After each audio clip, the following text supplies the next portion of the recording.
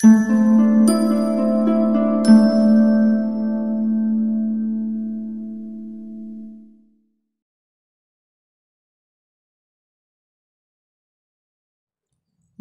കുൽശ്രേഷ്ഠ് എഴുതിയ ബിഗ്ഡേൽ ബച്ചെ എന്ന ഈ കഥ ഒരു ട്രെയിൻ യാത്രയിൽ തുടങ്ങി അതിൽ നടക്കുന്ന ഒരു സംഭവമാണ്.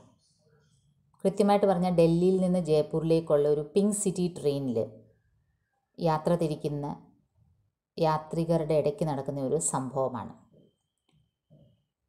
നമ്മുടെ പൊതുധാരണ, നമ്മൾ യങ് ജനറേഷനെ പറ്റി നമുക്കൊരു മനസ്സിലൊരു ധാരണയുണ്ട്. പലപ്പോഴും നമ്മൾ പറയാറുണ്ട്, അവർ വളരെ സെൽഫിഷാണ്, അവർക്കൊരു ഉത്തരവാദിത്ത ബോധമില്ല, അവർ വെറുതെ ഒരു ആവേശത്തിന് ഇറങ്ങിത്തിരിക്കുന്ന കൂട്ടരാണ്. നമ്മൾ വയസ്സാവുമ്പം നമ്മളെ കെയർ ചെയ്യില്ല, നമ്മളെ ഓൾഡ് ഏജ് ഹോമിൽ ആക്കുക തന്നെ ചെയ്യും. അങ്ങനെ യങ് ജനറേഷനെ പറ്റി നമ്മുടെ മനസ്സിൽ ചില മുൻധാരണകളുണ്ട്. അത് തിരുത്തി കുറിക്കുന്ന ഒരു കഥയാണ് ബിഗ്ഡേൽ ബച്ചെ. അപ്പം നമുക്ക് നേരെ കഥയിലേക്ക് പോകാം. പിന്നീട് ഈ ഓഥറിനെ കുറിച്ചും പിന്നെ ഈ ചാപ്റ്ററിലെ ഈ സ്റ്റോറിനെ ബേസ് ചെയ്തുള്ള probable questions examination point of വ്യൂവിൽ നമുക്ക് പിന്നീടൊരു വീഡിയോയിൽ ഡിസ്കസ് ചെയ്യാം. ഈ സ്റ്റോറി അല്പം നീണ്ടതായതുകൊണ്ട് 2 പാർട്ടായിട്ടാണ് അപ്ലോഡ് ചെയ്തിരിക്കുന്നത്. ഇത് പാർട്ട് 1. वे 3 युवा पिंक सिटी ट्रेन से सुबह सुबह 6 बजे मेरे बाद चढ़े थे. रेल के सबसे पीछे वाले सुनसान पड़े डिब्बे की मानो रुकी हुई सांसें एकाएक चल पड़ी हों. तेज स्वर में बातचीत, छेड़छाड़ करते हुए तीनों सामान स्वयं लादे विदेशी पर्यटकों की नकल में ये पर्यटक साफ साफ देसी नज़र आ रहे थे. പിങ്ക് സിറ്റി ട്രെയിനിൽ ഞാൻ 6 മണിക്ക് മുമ്പ് ആ ട്രെയിനിൽ കയറിയിരിക്കുകയാണ്. റെയിൽ കെ സബ്സെ പീछे വാലെ സുൻസാൻ പടേ ഡിബ്ബേക്ക്, ഈ ട്രെയിനിൻ്റെ ഏറ്റവും എൻഡിലുള്ള ഒരു കമ്പാർട്ട്മെൻ്റ് ആയിരുന്നു. അത് വളരെ സുൻസാനായിരുന്നു. സുൻസാൻ എന്ന് പറയുമ്പോൾ വളരെ ശാന്തമായിട്ടുള്ള, ആൾ അധികം കയറാതെ വളരെ സൈലൻ്റിലിരിക്കുന്ന ഒരു കമ്പാർട്ട്മെൻറ്റിൽ ഇവർ കയറിയപ്പം, ഈ 3 യുവാക്കൾ കയറിയപ്പം മാനോ റുക്കി ഹുയി സാസേ എക്കായക് ചൽപടി ഹോ, ഒരു അനക്കമില്ലാത്ത കമ്പാർട്ട്മെൻറ്റിൽ ഇവരുടെ ഒരു വരവോടുകൂടി, ഈ 3 പേരുടെ വരവോടുകൂടി ആകെ ഒരു ബഹളമായി. തേജ് സ്വർ മേ ബാത്ചീത്ത്, ലൗഡായിട്ടാണ് ഇവർ സംസാരിക്കുന്നത്. ഛേഡ് ഛാഡ് കർത്തേ ഹുവേ തീനോ സാമാൻ സ്വയം, ഇവരെ ഹെൽപ്പ് ചെയ്യാനും ആരുമില്ല, വീട്ടുകാരും വന്നിട്ടില്ല ഇവരെ സീ ഓഫ് ചെയ്യാൻ. ഇവർ 3 പേരും നമ്മളെയൊക്കെ ഫോറിനേഴ്സൊക്കെ കാണത്തില്ലേ, വലിയ വലിയ ബാക്ക് പാക്സുമായിട്ട് വരുന്ന, അതേപോലെ ഇവർ വരികയാണ്. വിദേശി പര്യടക്കോं की नकल में ये पर्यटक साफ साफ देसी नज़र आ रहे थे. ഇവർ ഫോറിൻ ടൂറിസ്റ്റുകളുടെ ഒരു സ്റ്റൈലിൽ വലിയ ബാക്ക് പാക്കും കുറേ സാധനങ്ങളുമായിട്ട് ട്രെയിനിലോട്ട് കയറി വരികയാണ്, കമ്പാർട്ട്മെൻറ്റിലോട്ട്. ലേക്കിൻ സാഫ് സാഫ് ദേശി നസർ ആ രഹേ, ഇവരെ കണ്ടാൽ തന്നെ അവർ നാടനാണെന്ന് മനസ്സിലാവും. ബാത് ബാത് മേ fucking fuck up fuck all മുझे बहुत नागवार गुजर रहा था. അവരുടെ വേർഡിങ്സ്, അവരുടെ സംസാരത്തിൽ ഇപ്പോഴത്തെ യുവാക്കളെല്ലാത്തിലും ഫക്കിങ്, ഫക്കോൾ, ഈ വേർഡ്, ഡേർട്ടി വേർഡ് എപ്പോഴും യൂസ് ചെയ്യും. അത് കേട്ടിട്ട് എനിക്ക് വളരെ ബുദ്ധിമുട്ടായിട്ട് തോന്നി. ആത്തെ ഹി ധം സെ ഉन्होंने സാരാ സാമാൻ സാമനെ കി സീറ്റ് പർ പടക് ദിയാ താ. കയറി വന്ന ഉടനെ അവരുടെ കയ്യിലുള്ള എല്ലാ സാധനങ്ങളും വലിച്ചെറിയുന്ന പോലെ അവരുടെ സീറ്റിലേക്ക് അവരുടെ കയ്യിലുള്ള എല്ലാ സാധനങ്ങളും വലിച്ചെറിയുന്ന പോലെ എടുത്തിട്ട്. एक खुल्लम खुल्ला सी मध्यवर्गीय मगर आधुनिक किस्म की लापरवाही उनकी हर बात में झलक रही थी. ഒരു ഖുല്ലം ഖുല്ല, ഒരു ഓപ്പൺനെസ് അവരുടെ ഒരു സ്വഭാവത്തിൽ. മധ്യവർഗീയ മഗർ ആധുനിക് കിസ്മ കി ലാപർവാഹി, കണ്ടാൽ അവരൊരു മിഡിൽ ക്ലാസ് ഫാമിലിയാന്ന് തോന്നും, പക്ഷേ വലിയ മോഡേൺ ടൈപ്പിലെ ഒരു കെയർലെസ്നെസ്, ഒരു ലാപർവാഹി അവരുടെ എല്ലാ കാര്യത്തിലും കാണാം.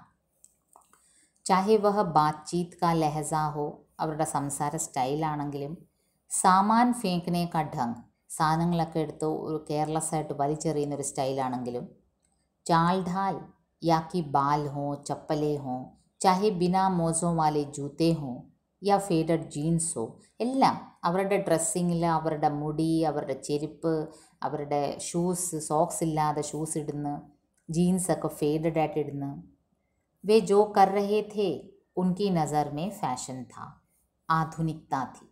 ഇതെല്ലാം നമ്മൾ ജീൻസിലൊക്കെ തന്നെ കണ്ടില്ലേ, ചിലത് കീറിയ ജീൻസ് പോലെ ഇടും, ഫേഡഡ് ജീൻസ്. അവർ ഈ ചെയ്യുന്ന എല്ലാം ഫാഷനാണെന്നാണ് അവരുടെ വിചാരം, മോഡേൺ ആണെന്നാണ് വിചാരം. ഇസ് ആധുനികത മേ ഉൻകാ മധ്യവർഗീയ അഭാവ് കുച്ച് ഢങ്ക് രഹാ ഥാ തോ കുച്ച് ഉഘഡ് രഹാ ഥാ.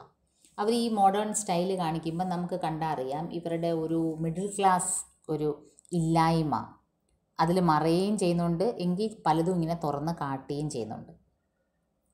पिंक सिटी दिल्ली के सराय रोहिल्ला स्टेशन से सीधे 6 बजे चलती है और दोपहर 3 बजे जयपुर पहुंचती है. सो सुबह 5:30 बजे ही मुझे मेरा बेटा ट्रेन में बिठाकर सामान व्यवस्थित कर एक कप एक्सप्रेसो कॉफ़ी सामने के स्टॉल से लाकर मुझे पकड़ा कर चला गया था. ഈ പിങ്ക് സിറ്റി ട്രെയിൻ ഉണ്ടല്ലോ, ഡൽഹിയിൽ നിന്ന് റോഹില്ല സ്റ്റേഷനിൽ നിന്ന് 6 മണിക്കാണ് പുറപ്പെടുന്നത്.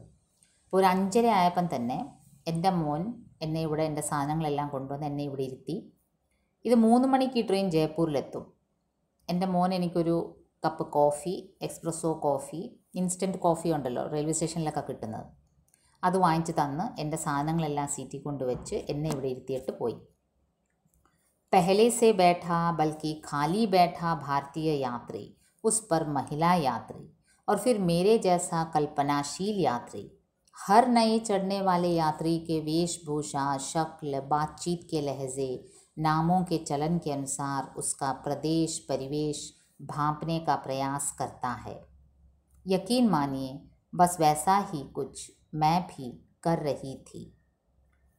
ഞാൻ ആ കമ്പാർട്ട്മെൻറ്റിൽ ആദ്യം കയറിയ ആളാണ്. അപ്പോൾ ആദ്യം കയറിയ വ്യക്തി, ഞാൻ വെറുതെ ഇരിക്കുകയാണ്, വേറെ യാത്രക്കാരൊന്നും കയറിയില്ല. ഞാനൊരു സ്ത്രീയായിരുന്നു, മഹിളാ യാത്രി.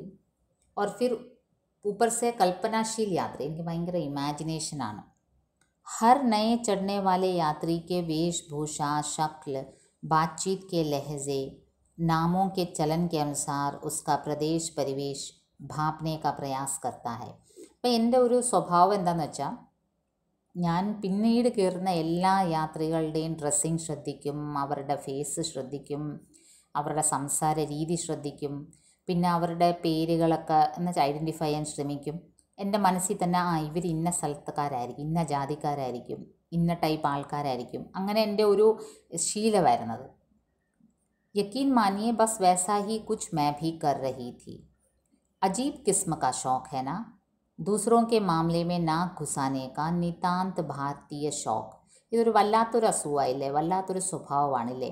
അതൊരു ഇന്ത്യൻ സ്വഭാവമാണ്. മറ്റുള്ളവരുടെ കാര്യത്തിൽ ഇടപെടാനുള്ള ഒരു ത്വര അതെന്നിലും ഉണ്ടായിരുന്നു. അപ്പം ഞാൻ ഈ കയറിയ 3 ചെറുപ്പക്കാരെ പറ്റി അതേപോലെ ഞാൻ ആദ്യമേ കയറി അവിടെ ഇരിക്കുകയാണ്. അപ്പം ഞാൻ ഇങ്ങനെ ഒരു സ്റ്റഡി നടത്തി എൻ്റെ മനസ്സിൽ തന്നെ ഇവരെ പറ്റി ഒരു ധാരണ, ഒരു പ്രെജുഡിസ്ഡ് ആയിട്ടുള്ളൊരു ധാരണ, മുൻധാരണ, മുൻവിധിയോടുകൂടിയുള്ളൊരു ധാരണ ഞാൻ ക്രിയേറ്റ് ചെയ്യായിരുന്നു. അതെൻ്റെ ഒരു സ്വഭാവമായിരുന്നു. എൻ്റെ മാത്രമല്ല, അത് പൊതുവെ ഒരു ഇന്ത്യൻ സ്വഭാവം കൂടിയാണ്. निश्चित रूप से तीनों गोवा के निवासी लग रहे थे.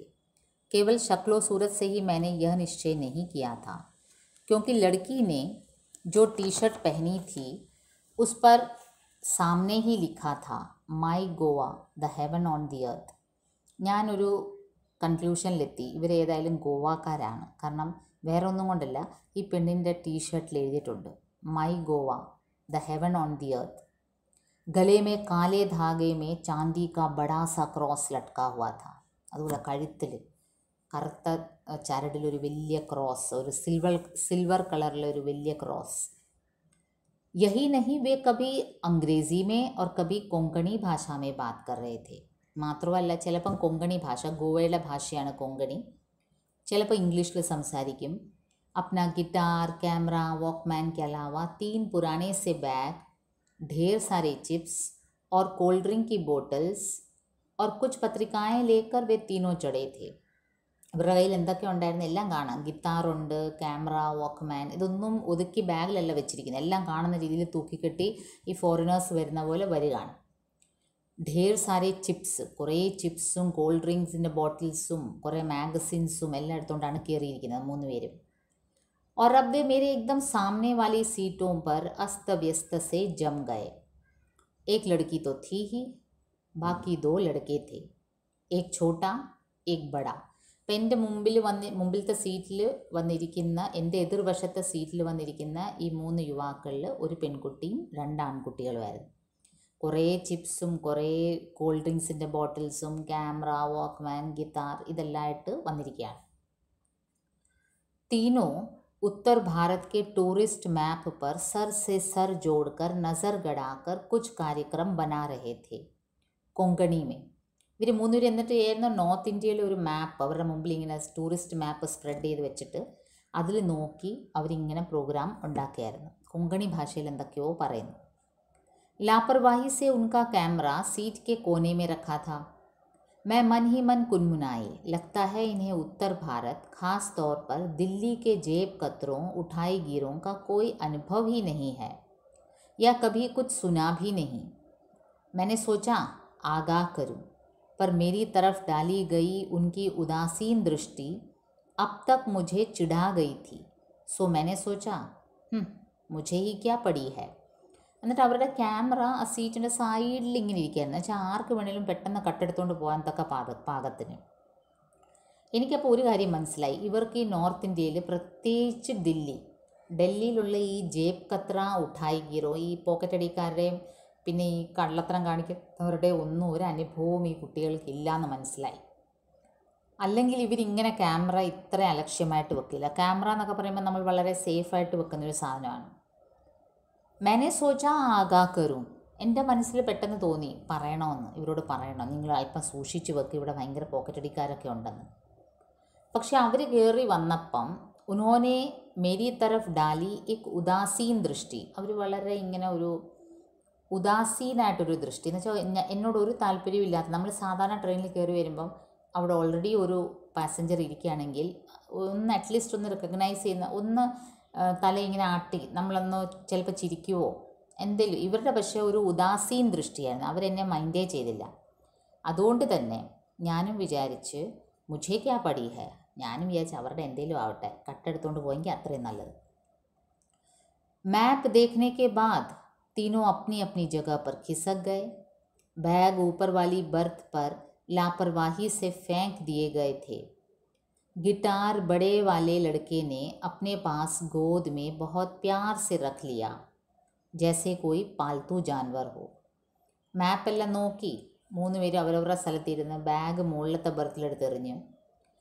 വലിയ പയ്യനാണ് ഗിറ്റാർ മടിയിൽ വെച്ച് വളരെ സ്നേഹത്തോടെ തലോടുമായിരുന്നു, ആസ് ഇഫ് വല്ല പെറ്റ് ആനിമലിനെ വെച്ചിരിക്കുന്ന പോലെ. वॉकमैन छोटे ने कान पर लगा लिया. खाने पीने का सामान लड़की ने अपने पास के बैग में डाल लिया था. അപ്പോൾ കൊച്ചു പയ്യൻ വാക്ക്മാൻ കേൾക്കാൻ തുടങ്ങി. പെൺകുട്ടി ഈറ്റബിൾസ് എല്ലാം ബാഗിലെടുത്ത് വെച്ച്. लड़की सांवली होने के बावजूद आकर्षक थी. दरमियाने कद की, पतली और प्यारी सी. പെൺകുട്ടിയെ ഞാൻ ശ്രദ്ധിച്ചപ്പം അതൊരു മാനിറമായിരുന്നു, സാവലിയായിരുന്നു, മാനിറമായിരുന്നു, എന്നാലും അട്രാക്റ്റീവായിരുന്നു. ദർമ്യാനെ കദ്ക്കി പത്ലി ഓർ പ്യാരി സി. ഒരുപാട് ഹൈറ്റൊന്നുമില്ല, എന്നാലും ആവശ്യത്തിന് ഹൈറ്റുണ്ട്, മെലിഞ്ഞ് സുന്ദരിയായിരുന്നു. हाँ बाल बेढंगे से थे. घुंघराले काले बालों में कथई और सुनहरे रंग की कई लटें रंगा रखी थी. ഇതിൽ മുടിയൊക്കെയാണ് പല ഹെയർ കളർ ചെയ്തിരിക്കുകയായിരുന്നു. ചുരുണ്ട മുടി, घुंघराले ബാലായിരുന്നു, അതിൽ കുറേ ഹെയർ കളർ ചെയ്ത് വെച്ചിട്ടുണ്ടായിരുന്നു. ऐसा लग रहा था कि सफ़ेद बालों को घर पर मेहंदी लगाकर छुपाने की कोशिश हो. मुझे अपने कॉलेज की मिसेस बत्रा याद आ गई. वो अपने खिचड़ी बालों में मेहंदी लगाकर ऐसी ही लगा करती थी. पर यह फैशन है आजकल का, बेढंगा फैशन. मेरे अंदर की प्रौढ़ होती महिला किचकिचाई. എനിക്ക് പെട്ടെന്ന് എൻ്റെ കോളേജിലെ മിസ്സസ് ബത്രയാണ് ഓർമ്മ വന്നത്. അവരിങ്ങനെ മെഹന്തി എടുത്തിട്ട് അവരുടെ മുടിയിൽ ഇങ്ങനെ അപ്ലൈ ചെയ്യും, ഒരു ഖിച്ചടി സ്റ്റൈലിൽ. ഒരു ഖിച്ചടി ഉनके खिचड़ी बालों में. पर यह फैशन है आजकल का. പക്ഷെ ഇപ്പോഴിതൊരു ഫാഷനാണ്. പണ്ടൊക്കെ ആണെങ്കിൽ നരയ്ക്കുന്നവരാണ് ഡൈ ചെയ്യുന്നത്, ഇപ്പം വെറുതെ ഇരിക്കുന്ന കുട്ടികളെല്ലാം ഹെയർ കളർ ചെയ്യും. कैसा बेढंगा फैशन, എന്ത് വട്ടത്തരമാണെന്ന് ഞാൻ ആലോചിക്കുകയാണ്. മേരെ അന്തർ കി പ്രൗഡ് ഹോത്തി മഹിള കിച്കിച്ചായി. ഞാനിപ്പോൾ ഒരു യുവതിയല്ല, ഞാൻ മധ്യവയസ്കയാണ്. അതുകൊണ്ട് തന്നെ എൻ്റെ മനസ്സിൽ ഇതൊന്നും അക്സെപ്റ്റ് ചെയ്യാൻ ബുദ്ധിമുട്ടാണ്. എൻ്റെ മനസ്സിന് ഇതൊക്കെ അക്സെപ്റ്റ് ചെയ്യാൻ അല്പം ബുദ്ധിമുട്ടാണ്. लड़कों में से एक छोटा लड़का चेहरे मोहरे से उसका भाई लग रहा था। हाँ भाई, उसकी नाक और ओठों की बनावट बिल्कुल लड़की जैसी ही थी। वह लड़की ज़रा लुनाई लिए हुए सांवली थी और यह बिल्कुल काला। वही जिसने कानों में अब वॉकमैन के ईयर प्लग लगा रखे थे और पैर हिलाते हुए गुनगुनाता जा रहा था। कभी कभी वह आसपास के वातावरण से बेखबर ज़रा ऊंची आवाज़ में गाने लगता था। तब लड़की उसे कोहनी मार देती थी. നേരത്തെ പറഞ്ഞല്ലോ, എൻ്റെ ഒരു ഇന്ത്യൻ ഇൻസ്റ്റിങ്ക്റ്റ് അനുസരിച്ച് ഞാൻ ഇവരുടെ റിലേഷൻഷിപ്പൊക്കെ ഇങ്ങനെ അളക്കാൻ നോക്കുകയാണ്. അപ്പോൾ ആ കൊച്ചു പയ്യൻ ഈ പെൺകുട്ടിയുടെ ബ്രദറാണെന്ന് എനിക്ക് കണ്ടപ്പോഴേ മനസ്സിലായി. എന്നുവെച്ചാൽ അവരുടെ മൂക്കും ചുണ്ടും എല്ലാം ഒരേപോലെയാണ്. പക്ഷേ പെൺകുട്ടി മാന്ത്രമാണ്, ആൺകുട്ടി ഇച്ചിരൂടെ കറുത്തതാണ്. ആ ഇളയ പയ്യൻ ഇപ്പം വാക്ക്മാൻ ഒക്കെ ഓൺ ചെയ്ത് ഇയർ പ്ലഗ് വെച്ച് കാലൊക്കെ ആട്ടി പാട്ട് കേൾക്കാൻ തുടങ്ങി. कभी कभी वह आसपास के वातावरण से बेखबर ज़रा ऊंची आवाज़ में गाने लगता था. നമ്മൾ യൂഷ്വലി സംഭവിക്കുമല്ലോ, വാക്ക്മാനിൽ പാട്ട് കേൾക്കുമ്പോൾ, നമ്മൾ ഇയർഫോണൊക്കെ വെച്ച് പാട്ട് കേൾക്കുമ്പോൾ നമ്മൾ ചെറിയ വോയിസിൽ അത് മൂളിയാലും നമുക്ക് ബാക്കിയുള്ളവർക്ക് ഹൈ വോളിയം പോലെ തോന്നും. അങ്ങനെ ഈ കൊച്ചു പയ്യനും അങ്ങനെ ചെയ്യാൻ തുടങ്ങുമ്പോൾ ഈ പെൺകുട്ടി കൈ കൊണ്ടൊന്ന് തട്ടിക്കൊടുക്കും. बड़े लड़के के हाथ गिटार के तारों को हल्के हल्के सहला रहे थे. वह कोई अंग्रेज़ी गीत गुनगुना रहा था और मीठी नज़रों से लड़की को देख रहा था. लड़की ने मुस्कुराकर नज़रें खिड़की के बाहर दौड़ा दी. ഈ മുതിർന്ന പയ്യൻ ഗിത്താറിൽ അല്പം തലോടിയിട്ട് ഒരു ഇംഗ്ലീഷ് പാട്ടും മൂളി ഈ പെൺകുട്ടിയെ നോക്കുന്നുണ്ടായിരുന്നു. പെൺകുട്ടി അത് മനസ്സിലാക്കി ജനലിൻ്റെ വെളിയിലേക്ക് നോക്കുന്നുണ്ട്, ചിരിച്ചുകൊണ്ട്, അല്പം മന്ദഹസിച്ചുകൊണ്ട് നോക്കുന്നുണ്ടായിരുന്നു. സ്റ്റേഷൻ पर चहल पहल बढ़ गई थी. जिस खिड़की के पास वह लड़की बैठी थी वहाँ दो चार सड़क छाप मन चले मंडराने लगे थे. ठेठ सड़क छाप हिंदी के कुछ गंदे फिक्रे कसे गए जो लड़की को समझ नहीं आए, पर वह लड़की होने की छठी इंद्री से समझ गई कि उसके कपड़ों पर कुछ कहा गया है. ഇപ്പോൾ റെയിൽവേ സ്റ്റേഷനിൽ കുറച്ച് സടക് ഛാപ്പ് മഞ്ചലെ, കുറച്ച് വായി നോക്കി നടക്കുന്ന കുറച്ച് ചെറുപ്പക്കാർ ഈ പെൺകുട്ടിയുടെ വേഷവും എല്ലാം കണ്ട് എന്തോ ഒരു ഡേർട്ടി കമൻറ്റ് പാസ് ചെയ്തു. പെൺകുട്ടിക്കത് മനസ്സിലായില്ല. പക്ഷേ പെൺകുട്ടിക്ക് ഒരു സിക്സ്ത് സെൻസ് ഉണ്ടല്ലോ, ആ എല്ലാ പെൺകുട്ടികൾക്കും ഉള്ളതുപോലെ അവൾക്ക് ഇത്രയും മനസ്സിലായി. അവിടെ വേഷവിധാനത്തെ പറ്റി എന്തോ പറഞ്ഞാണ്. ആ പെൺകുട്ടിയുടെ ഡ്രസ്സിനെ പറ്റി വർണ്ണിക്കുകയാണ്. उसने आधी खुली पीठ वाला छोटा सा बड़े गले का नाभि दर्शाना टॉप पहना हुआ था.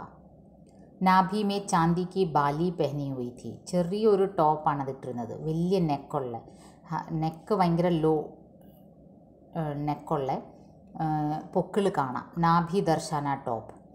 നാഭി മേ ചാന്തി കി ബാലി പെഹനി ഹുയി थी. അതുപോലെ നാഭിയിൽ സിൽവറിൻ്റെ ഒരു കമ്മൽ പോലത്തെ, അതിപ്പോൾ ഒരു പുതിയ ചില ആൾക്കാർ ചെയ്യുന്നതാണ് പൊക്കിൾ. നാഭി മേ ചാന്തി കി ബാലി പെഹനി ഹുയി थी. റിങ് ഇട്ടിരിക്കുന്ന ഒരു സിൽവർ റിങ് നാഭിയിൽ. ബടാ ലड़का उसका असमंजस तुरंत समझ गया. आवेश की हल्की परछाई उसके चेहरे पर आई. उसने उसे बैग में से निकाल कर एक लंबी बाह की शर्ट पकड़ा दी थी. फिर छोटे लड़के को खिसका कर खिड़की के पास बिठा दिया था. लड़की को बीच में बिठाकर वह उसके एकदम करीब उसके कंधों पर अपनी बाह का सहारा देकर बैठ गया. റെയിൽവേ സ്റ്റേഷനിൽ പ്ലാറ്റ്ഫോമിൽ നിൽക്കുന്ന ചില പുരുഷന്മാർ, ചില ചെറുപ്പക്കാർ ഈ പെൺകുട്ടിയുടെ ഡ്രസ്സിങ്ങിനെ കണ്ട് എന്തോ വല്ലാത്ത കമൻ്റ് അടിക്കുന്നു. അത് മനസ്സിലാക്കി ഈ പെൺകുട്ടിയുടെ വേഷം ആ മാതിരിയാണ്. എന്നുവെച്ചാൽ വളരെ ലോ നെക്കും ഷോർട്ട് ടോപ്പും വളരെ എക്സ്പോസിങ് ആയിട്ടുള്ള ഡ്രസ്സിങ്ങാണ്. അപ്പോൾ ഈ വലിയ പയ്യൻ ഇത് മനസ്സിലാക്കിയിട്ട് ഒരു ഷർട്ട് എടുത്ത് കൊടുക്കും, ഒരു ഫുൾ സ്ലീവ് ഷർട്ട് എടുത്ത് കൊടുക്കും ഈ പെൺകുട്ടിക്ക് ഇടാൻ. പെണ്ണത് ഇടുന്നു, പക്ഷേ ബട്ടൺ എടുത്തില്ല. लड़की ने लापरवाही से उसकी दी हुई शर्ट को पहन लिया था, लेकिन बिना बटन लगाए. പക്ഷേ ബട്ടൺസ് ഒന്നും ഇടാതെ വെറും ആ ഫുൾ കൈ സ്ലീവ് ഷർട്ട്, ആ പയ്യൻ കൊടുത്ത ഷർട്ട് ഇടും. अब तक ट्रेन ने सीटी दे दी थी। जिन्हें इस ट्रेन में चढ़ना था चढ़ गए थे और अपनी अपनी जगह खोजने लगे थे। यह एक सेकंड क्लास का डिब्बा था। मेरे बगल में एक अधेड़ सज्जन आ बैठे थे और उनकी पत्नी भी। ട്രെയിൻ വിടാറായി. ട്രെയിൻ വിസിൽ കൊടുത്തു. ട്രെയിനിൽ കയറാനുള്ളവരെല്ലാം കയറി. അപ്പോൾ എൻ്റെ അടുത്ത് ഏകദേശം ഒരു മധ്യവയസ്കനായ ഒരു മാന്യനായ ഒരു വ്യക്തി വന്നിരിക്കുന്നു. അയാളുടെ വൈഫും കൂടെ ഉണ്ട്. छोटा लड़का अब एकदम मेरे सामने था. उसने हरा बरमूडा और फूलों की छींट वाली पीली शर्ट पहन रखी थी. ഇളയ പയ്യൻ എൻ്റെ തൊട്ട് ഫേസ് ടു ഫേസ് ഇരിക്കുകയായിരുന്നു, ഓപ്പോസിറ്റായിട്ട്. ആ പയ്യൻ്റെ ഡ്രസ്സിങ് ഒരു ഗ്രീൻ കളറിലെ ബർമൂഡ, പിന്നെ ഫ്ലോറൽ പ്രിൻ്റുള്ള മഞ്ഞ കളറിലെ ഒരു ഷർട്ട്. सामने के कुछ खड़े बाल सुनहरे होने की हद तक ब्लीच किए हुए थे. കുറച്ച് മുടി, ഫ്രണ്ടിൽ അല്പം മുടി ബ്ലീച്ച് ചെയ്തിരിക്കുന്നു, ഗോൾഡൻ ബ്ലീച്ച്. ट्रेन चलते ही इस छोटे लड़के ने वॉकमैन की आवाज़ बढ़ा दी थी, इतनी कि मैं तक सुन पा रही थी. एक घना शोर और बीच बीच में किसी पॉप गायिका की आवाज़. എന്നിട്ട് ഈ ഇളയ പയ്യൻ എൻ്റെ തൊട്ട് ഓപ്പോസിറ്റ് ഇരിക്കുന്ന വാക്ക്മാനിൽ ഇയർഫോണും വെച്ച് ഹൈ വോളിയത്തിൽ മ്യൂസിക് കേൾക്കാൻ തുടങ്ങി. ഓപ്പോസിറ്റ് ഇരിക്കുന്ന എനിക്ക് വരെ ആ പാട്ട് ക്ലിയർ ആയിട്ട് കേൾക്കാം. एक मिनट बाद जब मुझसे शोर सहन नहीं हुआ तो मैंने उसके पास थोड़ा झुक कर पूछ ही लिया, मैडोना है ना? मैंने सोचा वह बात में छिपे व्यंग को समझेगा और आवाज़ धीमी कर देगा. അപ്പം ഞാൻ ചോദിക്കും, മെഡോണയല്ലേ എന്ന് വെച്ചാൽ മെഡോണയുടെ പാട്ടല്ലേ? ഞാൻ കരുതിയത് ഞാൻ അങ്ങനെ പറയുമ്പോൾ ആ പയ്യൻ അത് മനസ്സിലാക്കി, അതിനെ വ്യംഗ്യം മനസ്സിലാക്കി വോളിയം കുറയ്ക്കുമെന്ന്. ഉസ്നെ കഹ. അപ്പോൾ അവനതത്ര ഇഷ്ടപ്പെടുന്നില്ല. അയാൾ കേൾക്കുന്ന പാട്ടിനെ പറ്റി അഭിപ്രായം പറയുന്നതോ ചോദിക്കുന്നതോ ഒന്നും ആ പയ്യന് താല്പര്യമില്ല. ലഡ്കീനെ സിർ ഹിലായ, ബുറാസ മുഹ് ബനായ ഓർ കഹ. പെൺകുട്ടി ഇത് കേട്ടിട്ട് ഒരുമാതിരത്തെ ഫേസൊക്കെ ആക്കിയിട്ട് പറയും, ഷീ ഈസ് നോട്ട് ഫോർ ആ ജനറേഷൻ. അയ്യോ, ഈ മെഡോണയൊക്കെ പഴയ ആൾക്കാരുടെ, ഞങ്ങളുടെ ജനറേഷൻ ആൾക്കാർക്കുള്ള അല്ല ഈ Madonna. He likes Shakira and Britney. ഇവൻ എന്താണ് ഇഷ്ടം? ഷക്കീറയും ബ്രിട്നിയാണ് ഇഷ്ടം. मैं साथ लाई किताबों में से कुछ भी नहीं पढ़ पा रही थी. 15 मिनट तक मैं वह कान फाड़ू संगीत सुनती रही. അപ്പോൾ എൻ്റെ അവസ്ഥ എന്താണ്? കൂടെ കൊണ്ടുവന്ന ബുക്സ് ഒന്നും തന്നെ എനിക്ക് വായിക്കാൻ പറ്റുന്നില്ല, കാരണം ഈ മ്യൂസിക് തന്നെ കേട്ടുകൊണ്ടിരിക്കുകയാണ്. अधेड़ व्यक्ति मेरी परेशानी भांप रहे थे. उन्होंने छोटे लड़के के घुटनों पर थपथपाया. उसने ईयरफोन हटाया और उनकी तरफ चिड़े हुए अंदाज में देखने लगा. संगीत ईयरफोन्स में से निकलकर ट्रेन के सरपट संगीत से पूरी टक्कर ले रहा था. ഈ പയ്യൻ വോളിയം കുറയ്ക്കുന്നില്ല, പാട്ട് കാരണം എനിക്ക് ഒന്നും വായിക്കാനും പറ്റുന്നില്ല. എൻ്റെ ഈ ഒരു അസ്വസ്ഥത അടുത്തിരിക്കുന്ന ആ പുരുഷന് മനസ്സിലായി. ഫോർ എവർ ടണ്ണ തോ ചക് ചക് ടുക് ടുക്. ഈ പാട്ടിങ്ങനെ കേൾക്കാം. ആ പയ്യൻ കേൾക്കുന്ന പാട്ട്, ഇളയ കുട്ടി കേൾക്കുന്ന പാട്ട് വളരെ ക്ലിയറായിട്ട് കേൾക്കാം. अगर तुम इतना तेज़ म्यूज़िक सुनोगे तुम्हारे कान खराब हो जाएंगे, अधेड़ सज्जन ने विनम्रता से धीरे से कहा. അപ്പോൾ വളരെ വിനയത്തോടുകൂടി ഈ പുരുഷൻ പറയും, നോക്കൂ, നിങ്ങൾ ഇത്രയും ഹൈ വോളിയത്തിൽ പാട്ട് കേട്ടാൽ നിങ്ങളുടെ ചെവി അടിച്ചു പോകും. लड़के ने सिर हिला दिया, यह संकेत देते हुए कि पहली बात तो वह कुछ सुन नहीं पा रहा, दूसरे उसे हिंदी नहीं समझ आती. उन्होंने थोड़ी तेज़ आवाज़ में अंग्रेज़ी में कहा कि if you will listen loud music your hearing will be damaged. അപ്പോൾ ഈ ഇളയ പയ്യൻ ഇത് കേട്ടിട്ടും ഹിന്ദി മനസ്സിലാവാത്ത ആംഗ്യം പോലെ കാണിക്കും. ആ പുരുഷൻ പിന്നെ ഇംഗ്ലീഷിൽ പറയും, if you will listen loud music your hearing will be damaged. ഇങ്ങനെ ലൗഡ് മ്യൂസിക് കേട്ടാൽ നിങ്ങളുടെ ഹിയറിംഗ് ഡാമേജ്ഡ് ആവും. വാട്ട്? उसने तेज़ आवाज़ में पूछा और वॉकमैन बंद कर दिया. അവൻ അതും കേട്ടില്ല, ഇംഗ്ലീഷിൽ പറഞ്ഞതും കേട്ടില്ല, ഹിന്ദിയിൽ പറഞ്ഞതും കേട്ടില്ല. വാട്ട് എന്ന് പറഞ്ഞാൽ വോക്ക്മാൻ ഓഫ് ചെയ്യും. He is saying you are going to ruin your hearing if you will continue play music so loud. ഇത് ഞാനാണ് പറഞ്ഞത് ഹൈ വോളിയത്തിൽ. എനിക്ക് ദേഷ്യവും വന്നു, ഒരു ഇറിറ്റേഷനും വന്നു. അങ്ങനെ ഞാൻ ലൗഡായിട്ട് പറയും, he's saying you are going to ruin your hearing if you will continue play music so loud. മേ സന്നാട്ടെ മേ ജോർ സെ ചീഖ് പടി. അപ്പോൾ എൻ്റെ സൗണ്ട് ആവശ്യത്തിലധികം ഹൈ ആയിരുന്നു. അച്ചാനക് വേ തീനോ ജോർ സെ ഹസ് പടി. ഇത് കേട്ടതും ആ 3 യുവാക്കളും ചിരിക്കാൻ തുടങ്ങും. छोटे लड़के ने हंसी रोकते हुए टूटी फूटी हिंदी में गोवन ढंग से कहा अच्छा शुक्रिया. ഒരു കളിയാക്കുന്ന രീതിയിൽ ആ കൊച്ചു പയ്യൻ പറയും ഓക്കെ ഓക്കെ താങ്ക്സ്. और ईयरफोन को गले से लटका लिया और वॉकमैन बरमूडा की लंबी लटकती जेब में डाल दिया जिससे वह और लटक गई. പാട്ട് തന്നെ ഓഫ് ചെയ്യും. ആക്ച്വലി ഞാൻ ഉദ്ദേശിച്ചത് അവർ വോളിയം കുറയ്ക്കണമെന്നാണ്. പക്ഷേ അവർ ഇതൊരു ഇൻസൾട്ടായിട്ട് തോന്നി അവരെ പാട്ട് തന്നെ ഓഫ് ചെയ്ത് ബർമുഡയുടെ പോക്കറ്റിലേക്ക് ആ വോക്ക്മാൻ ആ പയ്യനെടുത്ത് വെക്കും.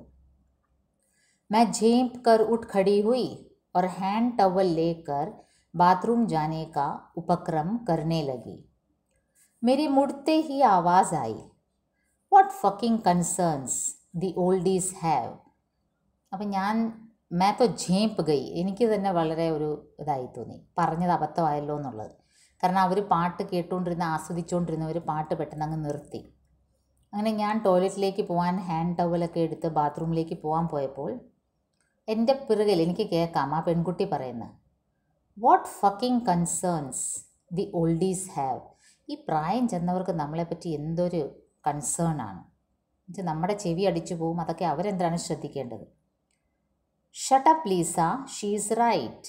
യഹ ഗംഭീർ ആവാസ് ബഡേ ലड़के की थी. മുതിർന്ന പയ്യൻ പറയും ഷട്ടപ്പ് ലീസ. അപ്പോൾ ഇതിൽ നിന്ന് മനസ്സിലാവുന്നത് ഈ പെൺകുട്ടിയുടെ പേര് ലീസ എന്നാണ്. ആദ്യമായിട്ടാണ് പെൺകുട്ടിയുടെ പേര് ഇവിടെ വെളിപ്പെടുത്തുന്നത്. ലീസ എന്നാണ് പെൺകുട്ടിയുടെ പേര്. मैं बाथरूम से लौटी तो बड़ा लड़का डेबोनेर का सेंटर स्प्रेड देख रहा था. लड़की भी साथ झुकी थी.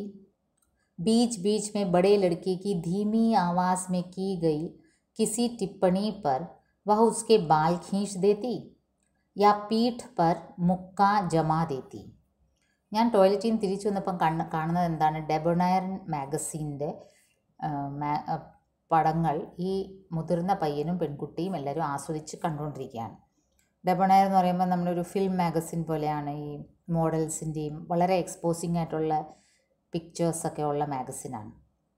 പൊതുവേ അത് മറ്റുള്ളവരെ കാണുക ആരും തുറന്നു പോലും നോക്കാറില്ല. അപ്പോൾ ഈ യുവാക്കൾ ഈ ഓപ്പോസിറ്റിലിരിക്കുന്ന പ്രായമായവരിയ്ക്കുന്നതൊന്നും കണക്കാക്കാതെ അവർ ഈ മാഗസിൻ ആസ്വദിക്കുകയാണ്. എന്നിട്ട് ചില പടങ്ങളൊക്കെ കണ്ട് പയ്യൻ എന്തോ പമ്മി പറയുന്നു, അത് കേട്ട് പെൺകുട്ടി ചിരിക്കുന്നു. അങ്ങനെ അവർ കാണുകയാണ് ഈ മാഗസിൻ. അങ്ങനെ അവർ ഈ മാഗസിൻ ആസ്വദിക്കുകയാണ്. वह अधेड़ सज्जन और उनकी पत्नी अब मेरी और सहानुभूति के साथ मुखातिब थे. आपसी परिचय से पता चला कि वे डॉक्टर हैं, उनकी पत्नी अध्यापिका. അപ്പോൾ എൻ്റെ സൈഡിലിരിക്കുന്ന ഡോക്ടർ പരിചയത്തിൽ മനസ്സിലായി, അദ്ദേഹം ഡോക്ടർ, അദ്ദേഹത്തിൻ്റെ വൈഫ് ടീച്ചർ. ഞങ്ങൾ 3 പേര് ഏകദേശം ഒരു ഗ്രൂപ്പ് പോലെ ആയി. ഞങ്ങൾ സംസാരിക്കാൻ തുടങ്ങി. യഹ ഹാൽ ഹെ ഹമാരെ ദേശ് കി യുവാ പീഡി കാ, യഹ ഡോക്ടർ സാഹബ് കഹ രഹേ ഥേ. നമ്മുടെ രാജ്യത്തെ ചെറുപ്പക്കാരുടെയൊക്കെ ഇതാണ് അവസ്ഥ. ദിൻ പർ ദിൻ ബദ്തമീസ് ഹോത്തെ ജാ രഹേ ഹൈ, സംസ്കാർ ബച്ചേ ഹി നഹീ.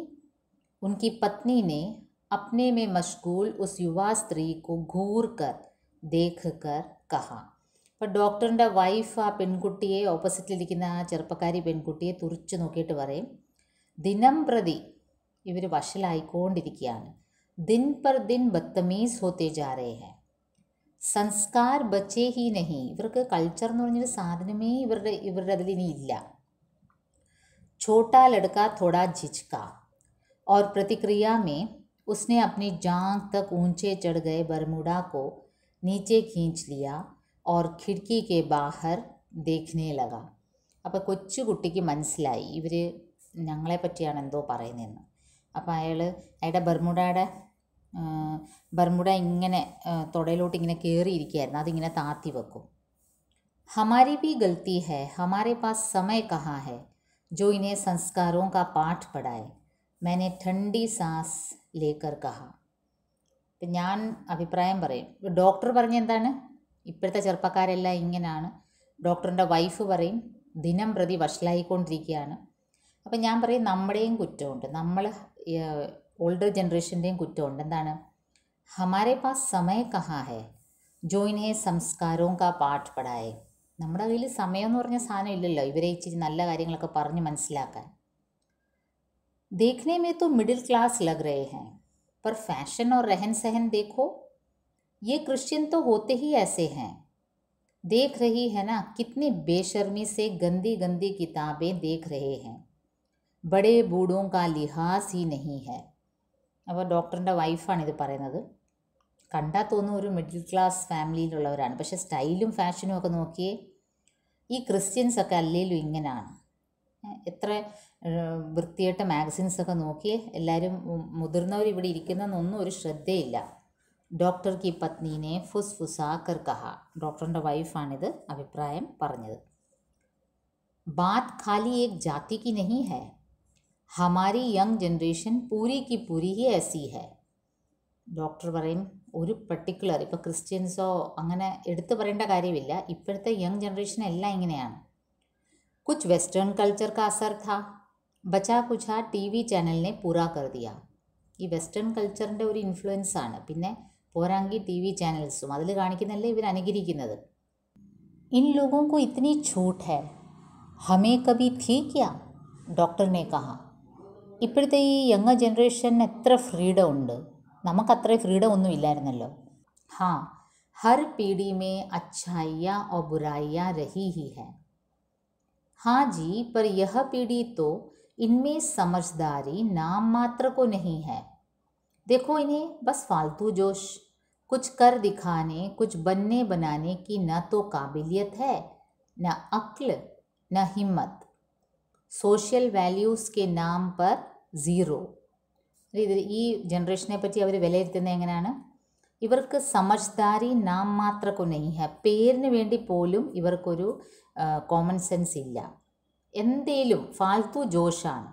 ഫാൽത്തു ജോഷ് എന്ന് വെച്ചാൽ ഒരു വെറുതെ ഒരു ആവേശത്തിന് ഓരോന്ന് ചെയ്യാണ്. കുച്ച് കർ ദിഖാനെ കുച്ച് ബന്നെ ബനാനെ കി ന തോ കാബിലിയത്ത് ഹെ ന അക്ൽ ന ഹിമ്മത്ത്. എന്തെങ്കിലും ഒന്ന് ആയിത്തീരാനുള്ള കഴിവും ഇല്ല, ബോധവും ഇല്ല, ധൈര്യവും ഇല്ല. सोशल वैल्यूज़ नंगी ज़ीरो. अपनी तर्जनी अंगूठे से जोड़कर उन्होंने ज़ीरो बनाकर दिखाया तो वह युवा त्रयी उन्हें आश्चर्य से देखने लगा. देखिए वो तर्जनी और अंगूठे को जोड़कर ज़ीरो बनाकर दिखाने लगे. क्या बनाकर दिखा रहे थे कि ये जो पीढ़ी है, युवा पीढ़ी है, केवल फालतू जोश दिखाते हैं, इनमें कुछ करने की काबिलियत नहीं है, सोशल वैल्यूज़ के नाम पर ये ज़ीरो है. तो ये जो ज़ीरो ऐसे दिखाते हैं अंगुली से, तो वो युवा त्रयी, वो तीनों युवा आश्चर्य से देखने लगे. അവൾ ഈ ഇങ്ങനെ സോഷ്യൽ വാല്യൂസിൽ ഇവർ പൂജ്യമാണ് എന്ന് വിരലുകൊണ്ട്, തള്ളവിരലും ചൂണ്ടുവിരലും കൊണ്ട് ഇങ്ങനെ കാണിച്ചപ്പോൾ ആ മൂന്ന് യുവാക്കളും അതിശയത്തോടെ ഇവരെന്താണ് ഈ സംസാരിക്കുന്നത്, ഇങ്ങനെ സീറോ എന്നൊക്കെ കാണിക്കുന്നല്ലോ, അപ്പോൾ അവർ അതിശയത്തോടെ നോക്കും. दरअसल ये लोग भोगवाद में विश्वास करते हैं. जो आज मिल रहा है भोग लो, कैसे भी पैसा कमाओ और खर्च कर लो, मज़े करो बस. അപ്പോൾ പിന്നെയും ഇവരിങ്ങനെ അഭിപ്രായം ഈ ചെറുപ്പക്കാരെ പറ്റി പറയാണ്. ഇവർക്ക് ഭോഗവാദിലാണ് വിശ്വാസം. എന്നുവെച്ചാൽ കൂടുതൽ സൗകര്യങ്ങൾ ആസ്വദിക്കുന്ന ഒരു രീതിയാണ്. ജോ ആജ് മിൽ റഹാ ഹെ ഭോഗ് ലോ, ഇന്ന് എന്ത് കിട്ടുന്നോ സുഖ സൗകര്യങ്ങൾ അതങ്ങ് ആസ്വദിക്കുക. कैसे भी पैसा കമാओ और खर्च कर लो, എങ്ങനെ ഏത് വിധേനയാണെങ്കിലും പൈസ ഉണ്ടാക്കുക, ചിലവാക്കുക. ഇതാണ് ഇപ്പോഴത്തെ ജനറേഷൻ. മജേ കറോ ബസ്, അങ്ങ് ലൈഫ് എൻജോയ് ചെയ്യുക. ബാക്കി ദുനിയ ജായ ഭാഡ്മേ, ബാക്കി ലോകത്തെപ്പറ്റിയൊന്നും ഇവർക്കൊരു ചിന്തയില്ല. ഇവരുടെ ജീവിതം മാക്സിമം പൈസ ഉണ്ടാക്കും, എൻജോയ് ചെയ്യും, മാക്സിമം ആസ്വദിക്കും. डॉक्टर की पत्नी उन्हें घूर घूर कोस रही थी. वे तीनों समझ रहे थे कि हमारी बात का विषय वे तीनों ही हैं. शायद इसीलिए छोटा लड़का वॉकमैन सुनते सुनते ज़ोर से गाने लगा था और उन्हें चिढ़ाते हुए वह लड़की लड़के से एकदम सट कर बैठ गई.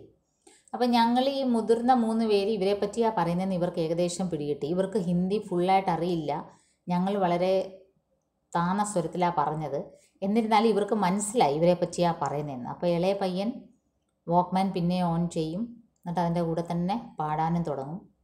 പെൺകുട്ടി ഒന്നും കൂടെ ആ മുതിർന്ന പയ്യനോട് ചേർന്നിരിക്കും, എന്നാൽ ഞങ്ങൾക്ക് കുറച്ചുകൂടി ഇറിറ്റേഷൻ ആവാൻ വേണ്ടി. भोगवाद कहें या भौतिकवाद, इससे हम भी कहाँ छूते हैं. हाँ, पर यह युवा पीढ़ी कुछ ज़्यादा ही लापरवाह है. जो भी हो, इन्हीं पर हमारा भविष्य टिका है. ഇവർ കൺസ്യൂമറിസം മെൻറ്റാലിറ്റി ആണോ അതോ മെറ്റീരിയലിസം ആണോ, എന്തായാലും കൊള്ളാം. ഹം ഭി കഹാ അച്ഛൂത്തെ ഹെ, നമ്മളും അതിൽ പെട്ടിരിക്കുകയല്ലേ ഒരു കണക്കിന്. हाँ, पर यह युवा पीढ़ी कुछ ज़्यादा ही लापरवाह है. പക്ഷേ ഈ ചെറുപ്പക്കാർ വളരെ കെയർലെസ് ആണ്. ജോ ബി ഹോ, ഇൻഹി പർ ഹമാര ഭവിഷ്യ ടിക്കാ ഹെ. എന്ത് പറഞ്ഞാലും നമ്മുടെ ഫ്യൂച്ചർ ഇവരിലാണല്ലോ ഡിപ്പെൻഡ് ചെയ്യുന്നത്. ഭവിഷ്യ, ये युवा हमें वृद्धाश्रम के अलावा क्या देंगे. महास्वार्थी है यह पीढ़ी. पहले कभी हमने भारत में वृद्धाश्रमों का नाम तक सुना था. हमारी सांस तो आखिर तक हमारी छाती, मेरा मतलब हमारे साथ रहती रही. ഇപ്പോൾ ഡോക്ടറിൻ്റെ വൈഫ് പറയും, കൊള്ളാം, ഇവരിൽ നിന്ന് നമ്മുടെ ഫ്യൂച്ചർ കാണാനാണോ, ഇവർ നമുക്ക് കുറേ ഓൾഡ് ഏജ് ഹോം ഉണ്ടാക്കി വെക്കുമെന്നല്ലാതെ ഇവർ വളരെ സ്വാർത്ഥിയാണ്, മഹാസ്വാർത്ഥി എന്ന് വെച്ചാൽ വളരെ സെൽഫിഷാണ്. അല്ലേ തന്നെ ഇന്ത്യയിൽ ഇത്രയധികം ഓൾഡ് ഏജ് ഹോംസ് എവിടെയെങ്കിലും പണ്ടുണ്ടായിരുന്നോ? നമ്മുടെ അമ്മായിയമ്മ തന്നെ ഹമാരി സാസ്തോ ആഖിർ തക് ഹമാരി ഛാത്തി, അവസാന നിമിഷം വരെ ഞങ്ങളുടെ നെഞ്ചത്ത് കയറി ഇരിക്കുകയായിരുന്നെന്ന് പറയാൻ വന്നതാണ്. അത് പാതിക്ക് നിർത്തിയിട്ട് പറയും, മേരാ മത്ലബ് ഹമാരെ സാത്ത് രഹത്തി രഹി, നമ്മുടെ കൂടെ തന്നെ അല്ലായിരുന്നോ. डॉक्टर ने सर हिलाया और किसी सोच में डूब गए, मानो उनकी पत्नी ने पते की बात कही थी. फिर अखबार उठाकर पढ़ने लगे. उनकी स्थूल पत्नी नाश्ते का सामान सजाने लगी थी. ഡോക്ടർ ने सर हिलाया और किसी सोच में डूब गए. അങ്ങനെ ഈ യുവാക്കളെ പറ്റി അഭിപ്രായ പ്രകടനമൊക്കെ നടത്തി ഡോക്ടർ എന്തോ ആലോചിച്ചിരുന്നു. അഖ്ബാർ ഉഠാക്കർ പഠനേ ലഗെ, പേപ്പർ വായിക്കാൻ തുടങ്ങി ഡോക്ടർ.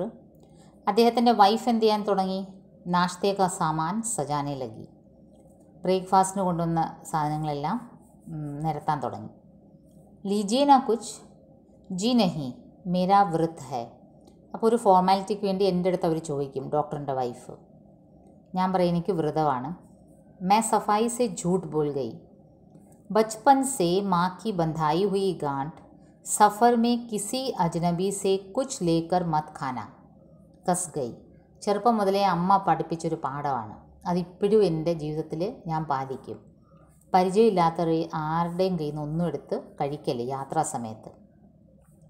डॉक्टर ने तीनों युवाओं से एक औपचारिक आग्रह किया. उन तीनों ने बिना संकोच के एक एक पूरी उठा ली और खाने लगे.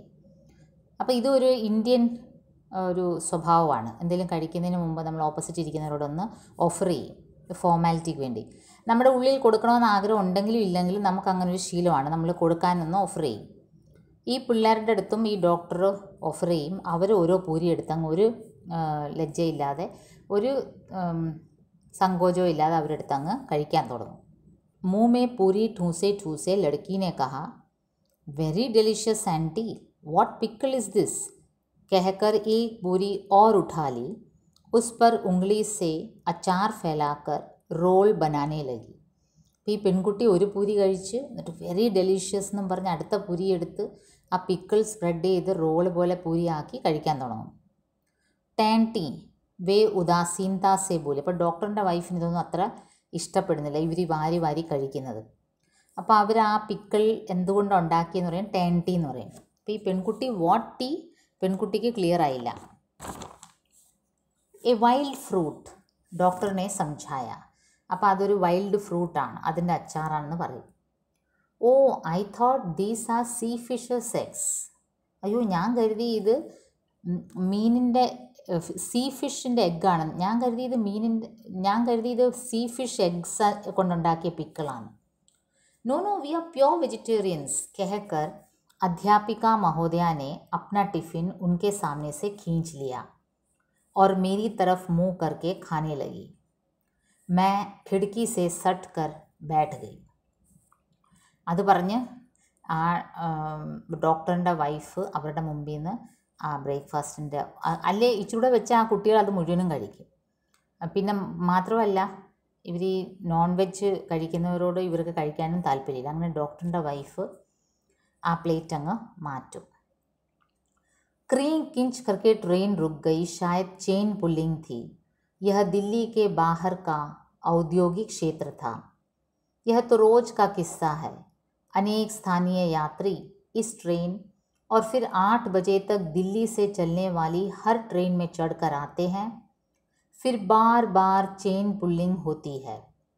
അങ്ങനെ ട്രെയിൻ അങ്ങനെ ഡൽഹി വിട്ട് ഡൽഹിയിലെ ഔട്ട്സ്കേർട്ട്സ് എത്തിയതേ ഉള്ളൂ. അത് ഡൽഹിയിലെ ഇൻഡസ്ട്രിയൽ ഏരിയാസാണ്. അവിടെ എന്താ സംഭവിക്കുന്നത് വെച്ചാൽ അവിടുത്തെ യാത്രക്കാർ അവിടെ ഇറങ്ങാറാകുമ്പോഴത്തേക്കും ട്രെയിനിൻ്റെ ചെയിൻ വലിക്കും. ട്രെയിൻ നിൽക്കും, അവരവരുടെ സ്ഥലത്ത് ഇറങ്ങും. അങ്ങനെ ഈ ഡൽഹി വിടാൻ തന്നെ ഏകദേശം 2 മണിക്കൂർ എടുക്കും. ഇത് സ്ഥിരം പരിപാടിയാണ്. काफ़ी समय तो बर्बाद होता ही है. साथ ही ये लोग प्रथम श्रेणी से लेकर आरक्षित चायिकाओं तक हर जगह घुसे चले आते हैं. फिर यात्रियों के साथ बदतमीज़ी से पेश आते हैं.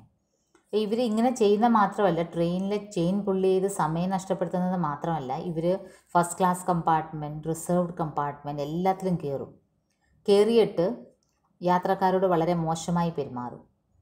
कोई लड़की या सुंदर महिला यात्री दिख जाए तो उससे सट कर बैठ जाएंगे. ഏതെങ്കിലും കാണാൻ ഭംഗിയുള്ള പെൺകുട്ടികളോ സ്ത്രീകളോ വല്ലതും കണ്ടാൽ പിന്നെ പറയണ്ട, അവരുമായിട്ട് ചേർന്നിരുന്ന് അവരെ ശല്യം ചെയ്യും. അവരുടെ സംരക്ഷക് ആപത്തി കരേ തോ ഝഗട. അവരുടെ കൂടെ വരുന്നവരെന്തെങ്കിലും തടസ്സം പറഞ്ഞാൽ അവരുമായിട്ട് അടിയാവും. फिर तो ये लोग ट्रेन को चलने ही नहीं देंगे. ट्रेन में तोड़ फोड़ करेंगे. यह व्यवस्था का ऐसा सुराख है जो बंद नहीं हो सकता. सालों पुराना चलन है. यही देखते देखते मैं युवा से प्रौढ़ हो चली हूँ. आज भी मुझे इन लोगों से डर लगता है. ഇത് വർഷങ്ങളോളം നടക്കുന്നൊരു സംഭവമാണ്. ട്രെയിനിൻ്റെ ചെയിൻ വലിക്കുക, അവർക്ക് തോന്നിയ പോലെ ഇറങ്ങിപ്പോവുക, മറ്റുള്ള യാത്രക്കാർക്ക് ശല്യം ഉണ്ടാക്കുക, റിസർവേഷൻ കമ്പാർട്ട്മെൻറ്റിൽ കയറി ശല്യം ഉണ്ടാക്കുക. നമ്മുടെ കേരളത്തിൽ കാണാത്ത ഒരു സിറ്റുവേഷനാണ്. അവിടെയൊക്കെ സ്ഥിരമാണിത്. ഒരു വിവരമില്ലാതാണ് ആൾക്കാർ പെരുമാറുന്നത്. ഇത് കണ്ട് കണ്ട് തന്നെ ഞാൻ ചെറുപ്പക്കാരിൽ നിന്ന് വയസ്സായി, പ്രായമായി. ഇപ്പോഴും എനിക്ക് പേടിയാണ് ഇങ്ങനെ കയറുന്ന ആൾക്കാരെ. वो तो सौभाग्य से यह डिब्बा बहुत पीछे था, सो इस डिब्बे में कोई झुंड नहीं चढ़ा. नहीं तो इस लड़की के कपड़ों और अदाओं पर यहाँ तो कत्ल हो जाते. ഇപ്പം ഞാൻ ആലോചിക്കുകയായിരുന്നു, ഈ കമ്പാർട്ട്മെൻറ്റ് എഞ്ചിനിൽ നിന്ന് വളരെ പുറകിലോട്ടായത് കാര്യമായി. അല്ലെങ്കിൽ ഈ പെൺകുട്ടിയുടെ വസ്ത്രവിധാനവും ഈ ഡ്രസ്സിങ്ങും ഫാഷനും ഒക്കെ കണ്ട് ട്രെയിനിൽ ഇതുപോലത്തെ കയറുന്ന മറ്റ് യാത്രക്കാർ ശല്യം ചെയ്യുമെന്നുള്ള ഉറപ്പായിരുന്നു. और इसके ये 2 मर्गिल्ले से संरक्षक कुछ नहीं कर पाते. കൂടെയുള്ള ഈ 2 ബോഡി ഗാർഡ്സ് പോലത്തെ 2 കൊച്ചു പിള്ളേർ, അവർക്കൊന്നും ചെയ്യാൻ ഒക്കത്തില്ല. हिंदी तक तो ठीक से समझ बोल नहीं पाते. मैं भी सोचने लगी, ये खुलापन, इनकी इस कदर लापरवाही क्या इन्हें खतरों की तरफ नहीं ढकेलती. ഇവർക്ക് ശരിക്കും ഹിന്ദി പറയാൻ പോലും അറിയില്ല. ആരെങ്കിലും ഒന്ന് ആക്രമിക്കാൻ വന്നാൽ മറിച്ച് ഹിന്ദിയിൽ പറഞ്ഞു നിൽക്കാൻ പോലും അറിയില്ല. അപ്പം ഞാൻ ആലോചിക്കുവാണ്, ഇവരുടെ ഈ ഖുലാപ്പൻ, ഇത്രയും ഓപ്പൺനെസ്, ഇത്രയും ലാപ്പർവാഹി, ഇത്രയും കെയർലെസ്നെസ്, ഇതെല്ലാം ഇവരെ ഡേഞ്ചറിലേക്ക് വലിച്ചിഴക്കത്തില്ലേ? പഠായി കാം ധന്ദ കുച്ച് കർത്തേ ഭി ഹേ കി നഹി. ഇവർ വല്ല പഠിക്കുവോ ജോലി ചെയ്യുവോ വല്ലതും ചെയ്യുവോ ആവോ? ഉമ്ര തോ ദേഖോ മുഷ്കിൽ സെ 18-19 के होंगे. പ്രായം നോക്കിയേ 18-19 വയസ്സേ ഉള്ളൂ. छुटका तो 15 का सा लगता है. കൊച്ചു പയ്യനാണെ 15 വയസ്സേ ഉള്ളൂ. 15 വയസ്സ് കൊച്ചു പയ്യനാണെ 15 വയസ്സേ തോന്നൂ. उस पर कैसे होंगे वे दुस्साहसी माता पिता जो इन्हें अकेले दुनिया देखने भेज दिया. ഇവരുടെ അച്ഛനെ അമ്മയും വേണം പറയാൻ. ഇത്രയും കൊച്ചു കുട്ടികളെ, 20 വയസ്സ് പോലും ആയില്ല, എന്നിട്ട് ഇവരെ ലോകം കാണാൻ ഒരു പെൺകുട്ടിയും 2 ആൺകുട്ടികളെ അങ്ങ് വിട്ടിരിക്കുകയാണ്. ये ही शायद ऐसे हैं विद्रोही किस्म के बिगड़ैल बच्चे. मन किया कि मैं भी कहूँ ബ്ലഡി ഫക്കിൻ ബ്രാറ്റ്സ്. എനിക്ക് അവരുടെ ഭാഷയിൽ അവർ ഈ ഫക്കിൻ ഫക്കോൾ എന്ന് എപ്പോഴും ഉപയോഗിക്കുമല്ലോ ഈ യുവാക്കൾ, അവരുടെ ഭാഷയിൽ തന്നെ എനിക്കും പറയണമെന്നുണ്ടായിരുന്നു. Bloody fucking brats. ഞാനൊരു ലേബൽ ഇട്ടവർക്ക്, അവർ ബിഗ്ഡേൽ ബച്ചയാണെന്ന് വെച്ചാൽ കുരുത്തക്കെട്ട കുട്ടികളാണ്. ഞാൻ അവരുടെ മാതാപിതാക്കൾക്കും ഒരു ലേബലിട്ട്, ഇതാണ് മാതാപിതാക്കളെ വേണം പറയാൻ, ഇങ്ങനെ ഒരു പെൺകുട്ടിയെ ഈ വസ്ത്രധാരണത്തിൽ ഇങ്ങനെ അഴിച്ചു വിട്ടിരിക്കുന്നത്. ഇവർ ഒരു ജോലിയും ചെയ്യൂലായിരിക്കും, പഠിക്കത്തുമില്ല, എന്തെങ്കിലും കാണിച്ചു കൂട്ടാൻ മാത്രം ഒരാവേശത്തിന് യാത്ര ഇറങ്ങി തിരിച്ചിരിക്കുന്ന 3 ബിഗ്ഡേൽ ബച്ചി. മനീഷ കുൽശ്രേഷ്ഠിൻ്റെ സ്റ്റോറി ബിഗ്ഡേൽ ബച്ചയാണ് നമ്മൾ ആസ്വദിച്ചുകൊണ്ടിരുന്നത്.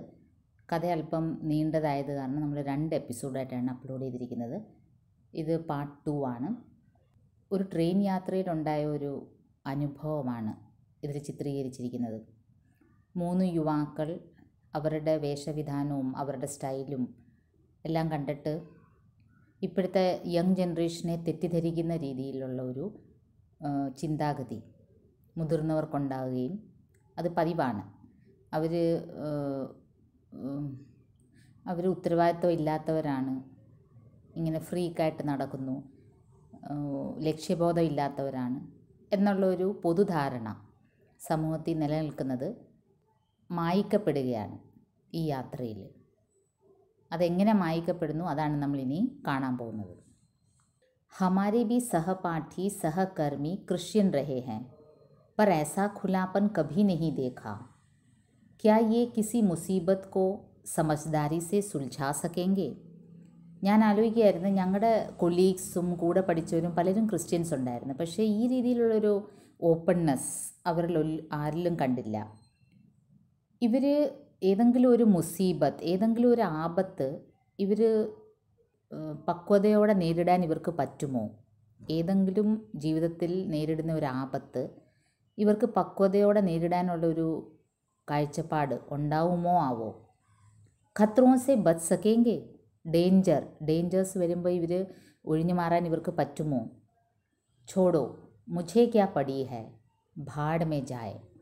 പിന്നെ ഞാൻ ആലോചിക്കുകയാണ്, അല്ലേ തന്നെ എനിക്കെന്താണ് വേണ്ടത്, എന്തേലും ആകട്ടെ.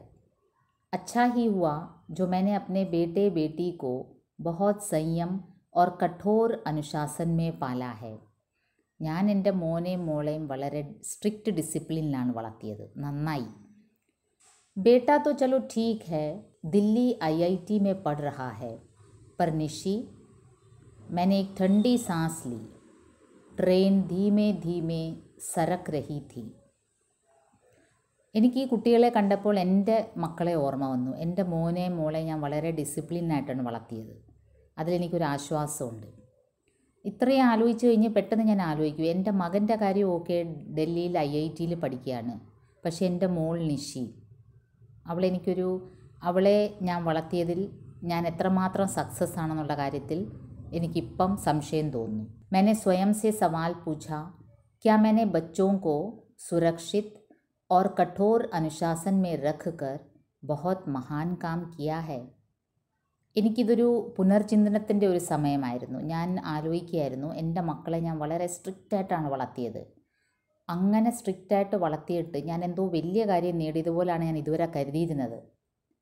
क्या निशी इस कठोर अनुशासन और अतिरिक्त सुरक्षित वातावरण में पलकर बेहद दब्बू बनकर नहीं रह गई? എൻ്റെ മോള് നിഷി, ഞാൻ വളരെ കെയർഫുള്ളായിട്ടാണ് അതിനെ വളർത്തിയത്. എങ്ങും വിടാതെ, എവിടെയെങ്കിലും വിട്ടാൽ തന്നെ കൂടെ കൊണ്ടുപോവുകയും കൊണ്ടുവരികയും ചെയ്തിട്ട് അങ്ങനെ വളർത്തിയ നിഷി ആക്ച്വലി വലുതായപ്പം ഒട്ടും സ്മാർട്ടല്ല, ബേഹദ് ദബ്ബുവാണ്. ഒരു സ്വന്തമായിട്ടൊന്നും ചെയ്യാൻ, സ്വന്തം കാലിൽ നിൽക്കാൻ കഴിവില്ലാത്തൊരു പെൺകുട്ടിയായിട്ടാണ് ഇപ്പം മാറിയിരിക്കുന്നത്. ബസ് ഷാദി കർ ദേനെ ഭർ സേ ഹംനെ ക്യാ ഉസേ സുരക്ഷിത് കർ ദിയ. വിവാഹം ചെയ്തു കഴിഞ്ഞപ്പോൾ ഞങ്ങൾ കരുതി ഞങ്ങളുടെ ഉത്തരവാദിത്വം എല്ലാം തീർന്നെന്ന്. പക്ഷേ അത് ശരിയാണോ എന്ന് ഞാനിപ്പോൾ ആലോചിക്കുകയാണ്. अपनी होनहार MBA लड़की को बम्बई जाकर एक मल्टीनेशनल नौकरी नहीं करने दी. ഞങ്ങളുടെ മകൾ നിഷി പഠിക്കാൻ വളരെ മിടുക്കിയായിരുന്നു. MBA ചെയ്തു. അതിനുശേഷം ബോംബെയിൽ ഒരു മൾട്ടിനാഷണൽ കമ്പനിയിൽ ജോലിക്ക് ഓഫർ വന്നപ്പോൾ ഞങ്ങൾ വിട്ടില്ല. ക്യോं? എന്തുകൊണ്ട് വിട്ടില്ല? ഹം ദോനോ ഹി ഡർ ഗയേ ഥേ. കിത്നാ റോയി ഥി വഹ. ഞങ്ങൾ രണ്ടുപേരും പേടിച്ചുപോയി. ഒരു പെൺകുട്ടിയെ ഒരു സിറ്റിയിൽ ഒറ്റയ്ക്ക് ജോലിക്ക് വിടുക എന്നൊക്കെ വെച്ചാൽ ഞങ്ങൾക്ക്, പഴയ ചിന്താഗതിയിലുള്ള ഞങ്ങൾക്ക് അത് ഉൾക്കൊള്ളാൻ പറ്റിയില്ല. അവൾ ഒരുപാട് കരഞ്ഞു. ഞങ്ങൾ വിടാതിരുന്നപ്പോൾ അവൾ ഒരുപാട് കരഞ്ഞു. പർ ഹമാരാ മൻ നഹീ മാന. ബാഹരി ദുനിയ യാനി ഖത്രോं സേ ഭരി ദുനിയ. അവൾ ഒരുപാട് കരഞ്ഞു. പക്ഷേ ഞങ്ങൾ സമ്മതിച്ചില്ല, ഞങ്ങളുടെ മനസ്സ് സമ്മതിച്ചില്ല. കാരണം ഞങ്ങളെ സംബന്ധിച്ച് ബാഹരി ദുനിയ, പുറം ലോകം എന്ന് വെച്ചാൽ പെൺകുട്ടികൾക്ക് ഡേഞ്ചറാണ്. कह दिया था यहीं रहकर करो नौकरी, या फिर कह दिया कि शादी के बाद कर लेना नौकरी. ഞങ്ങളെന്താണ് തർപ്പിച്ച് പറഞ്ഞു, ഇവിടെ നിന്നുള്ള ജോലി മതി, ഈ സിറ്റിയിൽ നിന്നുള്ള ജോലി മതി, അല്ലേ കല്യാണം കഴിഞ്ഞ് ജോലിക്ക് പോകാം. പ്രൊവൈഡഡ് പതി ചാഹേ തോ, ഹസ്ബൻഡ് സമ്മതിക്കുവാണെങ്കിൽ മാത്രം. അബ് ഏക് പൈസേ കോ പതി കാ മുँह देखती है. ഇപ്പം എന്താണ് എൻ്റെ മോളുടെ അവസ്ഥ? ഓരോ ആവശ്യങ്ങൾക്കും, ചെറിയ ചെറിയ ആവശ്യങ്ങൾക്കും അവിടെ ഹസ്ബൻഡിനെ ഡിപ്പെൻഡ് ചെയ്യേണ്ടി വരുന്നു. कहने को बड़ा बिजनेस है उसके परिवार में, पर 3 भाइयों में सबसे छोटा उसका पति हमेशा बेवकूफ़ बनता है. വലിയ ബിസിനസ് ഫാമിലിയിലാണ് മകളെ വിവാഹം ചെയ്ത് അയച്ചത്. അതുകൊണ്ട് വലിയ ബിസിനസ്സാണ്, ഒന്നിനും കുറവില്ല. പക്ഷേ 3 സഹോദരങ്ങൾ ചേർത്ത് നടത്തുന്ന ബിസിനസ്സാണ്. അതിൽ എൻ്റെ മരുമോൻ ഏറ്റവും ഇളയതാണ്. അപ്പോൾ പലപ്പോഴും അവനെ എല്ലാവരും വിഡ്ഢിയാക്കും. ഖാനെ പീനെ കി കമി നഹി, ബടാ ഘർ ഹെ, സംയുക്ത പരിവാർ ഹെ. ഭക്ഷണത്തിനൊന്നും ഒരു കുറവുമില്ല, വേറെ ഒന്നിനൊരു കുറവില്ല. വലിയ ബിസിനസ് ഫാമിലിയാണ്, ജോയിൻറ്റ് ഫാമിലിയാണ്. पर निशी अपने से कुछ खरीदना चाहे, कहीं घूमने जाना चाहे, वह सब नहीं हो पाता. പക്ഷേ എൻ്റെ മോൾക്കൊരു ഫ്രീഡമില്ല. സ്വന്തമായിട്ട് എന്തെങ്കിലും വാങ്ങിക്കാൻ ആഗ്രഹിച്ചാലോ എവിടെങ്കിലും ഒന്ന് കറങ്ങാൻ ആഗ്രഹിച്ചാലോ നടക്കത്തില്ല. മായിക്കെ തക് अब उसे अकेले ट्रेन में बच्चों के साथ आने में डर लगता है. എന്തിനധികം മായ്ക്ക എന്ന് പറയുമ്പം പെൺകുട്ടികളുടെ സ്വന്തം വീട്ടിൽ, ഞങ്ങളുടെ വീട്ടിൽ വരാൻ പോലും അവൾക്ക് പേടിയാണ്. കൊച്ചുകുട്ടികളെയായിട്ട് ട്രെയിനിൽ യാത്ര ചെയ്യാൻ പേടിയാണ്. അങ്ങനെ ശീലമില്ലാത്തത് കാരണം പേടിയാണ്. ദാമാദ് കെ പാസ് ഫുർസത്ത് നഹി കി വഹ ഛോഡ് ജായേ. മരുമോനാണെങ്കിൽ അത്ര ടൈമും ഇല്ല, ഞങ്ങളുടെ ഇവിടെ കൊണ്ടാക്കിയിട്ട് പോകാമെന്ന് വെച്ച്. ബസ് ഉസി കോ തോ ലേനെ ജാ രഹി ഹൂँ. നിഷി കെ പാപ്പ ഡയബറ്റിക് ഹേ, വേ ഘർ സെ നഹി നിക്കൽത്തെ. ഇന്ന് ഞാനിപ്പോൾ ഈ ട്രെയിൻ യാത്ര ചെയ്യുന്നതും എൻ്റെ മോളെ വീട്ടിലേക്ക് വിളിച്ചുകൊണ്ട് വരാനാണ്. എൻ്റെ ഹസ്ബൻഡ് ഡയബറ്റിക് ആണ്, ഈയിടെ അധികം യാത്ര ചെയ്യാറില്ല. അതുകൊണ്ട് ഞാനാണ് മോളെ വിളിക്കാൻ പോയിരിക്കുന്നത്. അപ്പം നിഷിയുടെ സ്ഥാനത്ത് വേറെ ഒരു സ്മാർട്ട് പെൺകുട്ടിയാണെങ്കിൽ 2 കുട്ടികളെ ആയിട്ട് റിസർവ് ചെയ്ത് ട്രെയിനിലിങ്ങ് വരുമായിരുന്നു. ജയ്പൂരിൽ നിന്ന് ഡൽഹി വലിയ ദൂരമൊന്നുമില്ല. പക്ഷേ എൻ്റെ മോൾക്ക് ആ സ്മാർട്ട്നെസ് ഇല്ല. ആജ് നിഷി ആർത്തിക് രൂപ് സെ സ്വതന്ത്ര ഹോത്തി തോ. ഞാൻ ഇന്ന് ആലോചിക്കുകയാണ്, എക്കോണമിക്കലി എൻ്റെ മോൾ ഇൻഡിപെൻഡൻ്റ് ആയിരുന്നെങ്കിൽ, അവൾക്ക് ഫിനാൻഷ്യലി അവൾ ഇൻഡിപെൻഡൻ്റ് ആയിരുന്നെങ്കിൽ എന്ന് ഞാൻ ആലോചിച്ചു പോവുകയാണ്. നിഷി കോ ഉൻഹോനെ ഉസ്കി പസന്ദ് സെ ഷാദി കർനെ ദി ഹോത്തി തോ. അവിടെ ഇഷ്ടത്തിന് വിവാഹം കഴിക്കാൻ ഞങ്ങൾ സമ്മതിച്ചിരുന്നെങ്കിൽ, तो आज निशी का चेहरा इस सामने बैठी लड़की सा चमकता. അങ്ങനെയായിരുന്നെങ്കിൽ ഇന്ന് എൻ്റെ മോളുടെ ഫേസ് ഈ ഫ്രണ്ടിലിരിക്കുന്ന പെൺകുട്ടീനെ പോലെ തിളങ്ങുമായിരുന്നു. ഈ പെൺകുട്ടി എന്ത് ഹാപ്പി ആയിട്ടിരിക്കുന്നു, എൻ്റെ മോളും അതേപോലെ ഹാപ്പി ആയിട്ട് ഇരുന്നേനെ. 27 साल की उम्र में वह 35 की नहीं लगती. 27 വയസ്സേ ഉള്ളൂ എൻ്റെ മോൾക്ക്, പക്ഷേ കണ്ടാൽ 35 തോന്നിക്കും. ആ ഒരു ഇൻഡിപെൻഡൻസി ഇല്ലാത്ത ഒരു ഫീലിംഗ് ആണ് എപ്പോഴും. ഹർ സമയ एक स्थायी हताशा उसके चेहरे पर नहीं होती. അവിടെ ഫേസ് നോക്കിയാൽ എപ്പോഴും ഒരു തോൽവിയുടെ ഒരു മുഖഭാവമാണ് അതിൻ്റെ മുഖത്ത്. ലേക്കിൻ യേ ബേഹഹായി ഖത്രോं को आमंत्रित करता खुलापन मैं असमंजस में थी. പക്ഷേ മറുവശത്ത് ഞാൻ ആലോചിക്കുകയാണ്, ഈ കുട്ടികളെ പോലെ, എൻ്റെ മുമ്പിലിരിക്കുന്ന ഈ പെൺകുട്ടിയെ പോലെ ഇത്രയും അധികം ഫ്രീഡവും കുട്ടികൾക്ക് വേണോ എന്ന കാര്യത്തിൽ എനിക്ക് സംശയമുണ്ട്. ഞാൻ കൺഫ്യൂഷനിലായി. मैं असमंजस में थी. मुझे निशी के हालातों पर रोना आने लगा था. എനിക്ക് നിഷിയുടെ ഈ ഒരു സിറ്റുവേഷൻ ആലോചിച്ചിട്ട് ശരിക്കും കരച്ചിൽ വന്നു. सामने की सीट पर बड़ा लड़का और लड़की एक दूसरे पर ढल के सो रहे थे. डेबोनियर के ऊपर हेल्थ और रीडर्स डाइजेस्ट भी रखी थी. चिप मैगजीन अधखुली ट्रेन के फर्श पर लौट रही थी. तो आज का युवा सब कुछ पढ़ता है. പിന്നീട് ഞാൻ നോക്കിയപ്പോൾ അവരുടെ സാധനങ്ങൾ ഈ കുട്ടികളുടെ ലഗേജിൻ്റെ കൂടെ ഹെൽത്ത് മാഗസിൻ ഉണ്ട്. ഡെബോണിയർ ഉണ്ടായിരുന്നു, അത് ഞാൻ നേരത്തെ കണ്ടു. ഡെബോണിയർ ഞാൻ നേരത്തെ പറഞ്ഞു വളരെ റിവീലിങ്ങും എക്സ്പോസിങ്ങും ആയിട്ടുള്ള പിക്ചേഴ്സുള്ള ഡേർട്ടി പിക്ചേഴ്സുള്ള മാഗസിനാണ്. പക്ഷേ അതിനൊപ്പം തന്നെ health magazine, readers digest magazine, chip magazine ഇതെല്ലാം സ്റ്റാൻഡേർഡ് മാഗസിൻസ് ആണ്. അപ്പം ഞാൻ ആലോചിക്കുകയായിരുന്നു, അപ്പോൾ ഇന്നത്തെ യുവാക്കൾ ഇതെല്ലാം വായിക്കുമില്ലേ? चुटकी ने फिर वॉकमैन चला लिया था, पर इस बार थोड़ा कम लाउड. डॉक्टर और उनकी पत्नी बड़ी तल्लीनता से रम्मी खेल रहे थे. मुझे अपना आप अचानक बहुत अकेला लगा. ഡോക്ടറും ഡോക്ടറിൻ്റെ വൈഫും കാർഡ്സ് കളിക്കാൻ തുടങ്ങി. എനിക്ക് പെട്ടെന്ന് ഒരു ഒറ്റപ്പെടൽ പോലെ തോന്നി. पैर लटके लटके सू जाए थे, ബൽക്കി സുന്ന് പഠനെ ലഗേ ഥേ.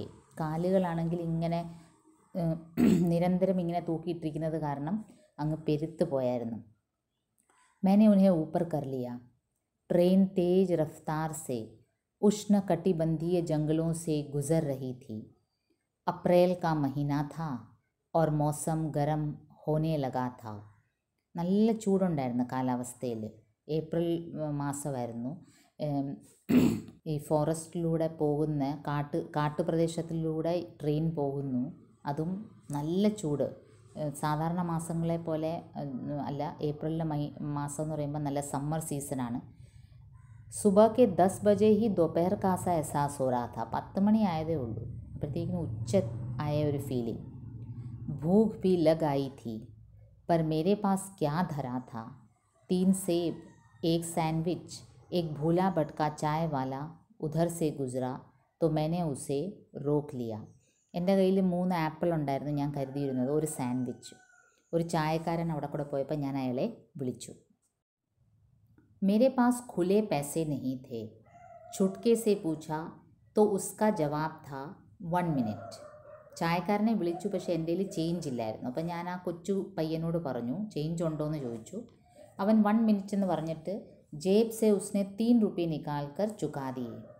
मैंने कहा भी कि आई नीड ചേഞ്ച് ഓൺലി. അപ്പോൾ പയ്യൻ എനിക്ക് വേണ്ടി എൻ്റെ ചായയുടെ 3 രൂപ കൊടുത്തു.